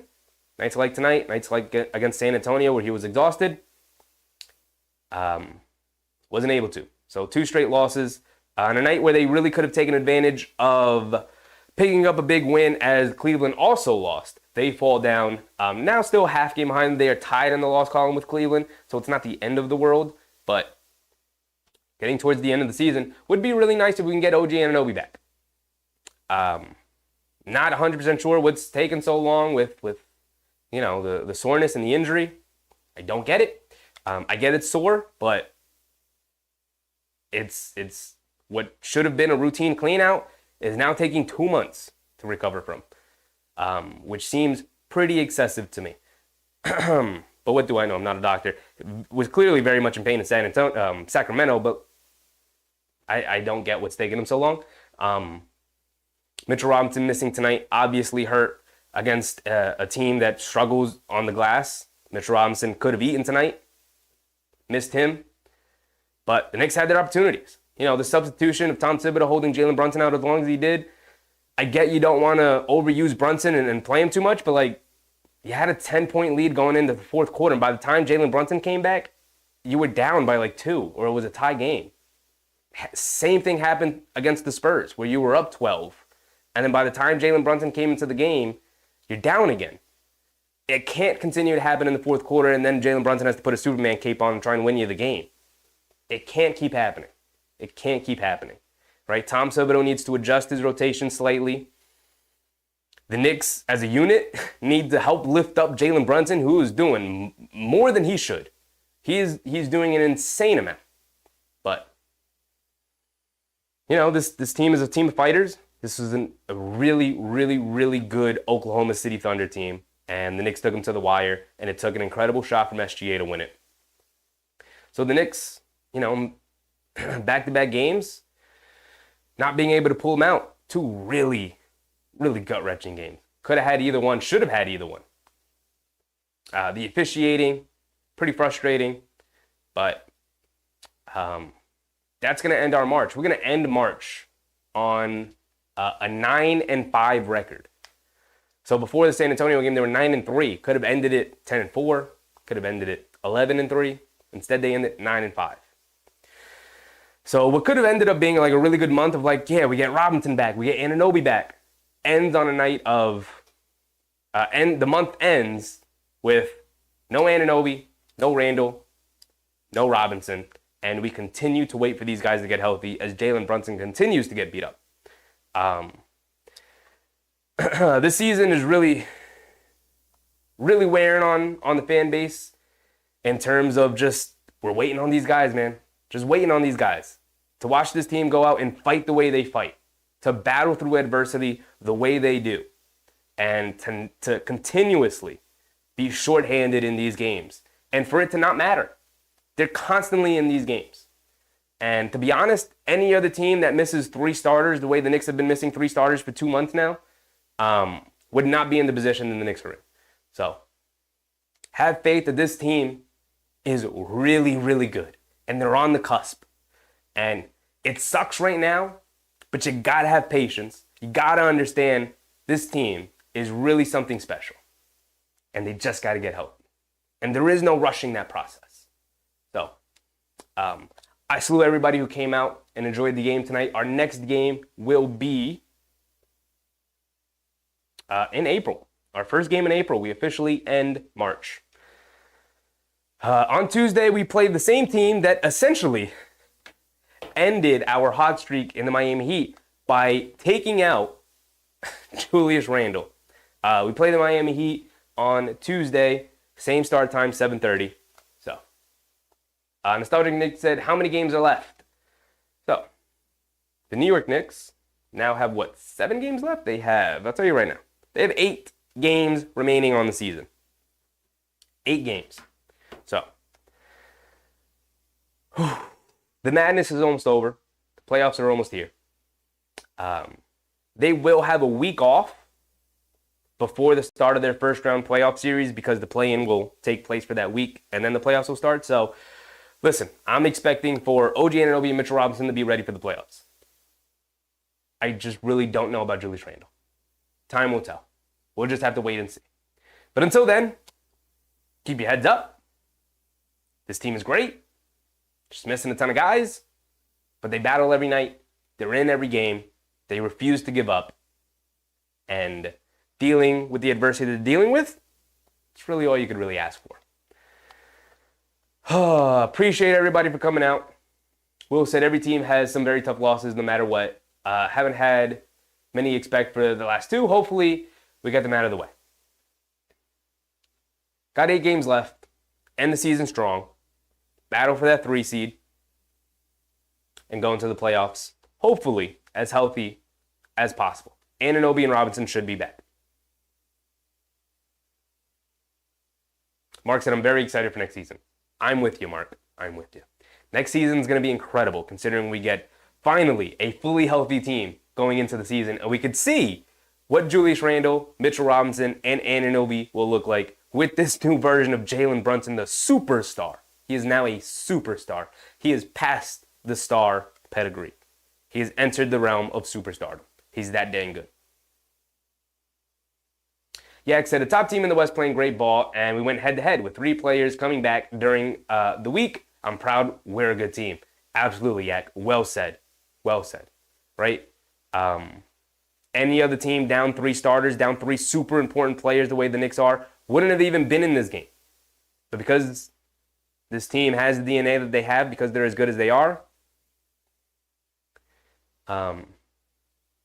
they're able to stay in these games. Because Jalen Brunson's as good as he is, let's be honest. So, that's it. I'll sign off. Yeah, I said next season, Mark, you can miss an exciting play. It is going to be super exciting. I've said this before. I don't want to harp on it because enjoy basketball, right? Enjoy this season. Absolutely enjoy the season. But it's clearly not the Knicks' year, which is why I would say I'm supremely excited for next season. But we still got a lot of basketball to play. They could still do a lot of really impressive things, and it's going to be a really important playoff run for establishing who to keep and who to go. I think we already have a pretty good idea, but we're going to have a fun playoff run this year, right? So until Tuesday, I'll see you guys then. Thank you for coming out. It's been an incredible game. Shout out Nostalgic Nick, Mark, Nick Yak, of course, Jules, the Knicks artist. Everybody who came out tonight, Will, Relic, Ty, Wampag Doodle, Cap Top Knot, of course. Appreciate everybody. Zane, Susan was in here earlier, Dutch B. Appreciate everybody. Yvette, Karen, of course, MBM. Shout out everybody who was in here tonight supporting the stream. We're this close to hitting the 1,000 marker. We'll see if we can hit it before the playoffs, but time will tell. I'll see you guys then. See you on Tuesday when we take on the Miami Heat. A rematch against the team that effectively ended our reign over the NBA. Our 14-2 January ended with the last game in January. We took on the Miami Heat, and they injured Julius Randle. And OG Anunoby, that was the last game he played before his elbow surgery as well. So they should come out fired up against the Miami team that has been up and down all season, but those teams always battle it out. It's a rematch of the second round. It'll be another cardiac Knicks affair. So get your rest, get your sleep, get ready for a Monday. Hope you guys had a great Easter. I'll see you guys on Tuesday, 7:30, when the Knicks take on the Heat. I'm out, everybody. Bye.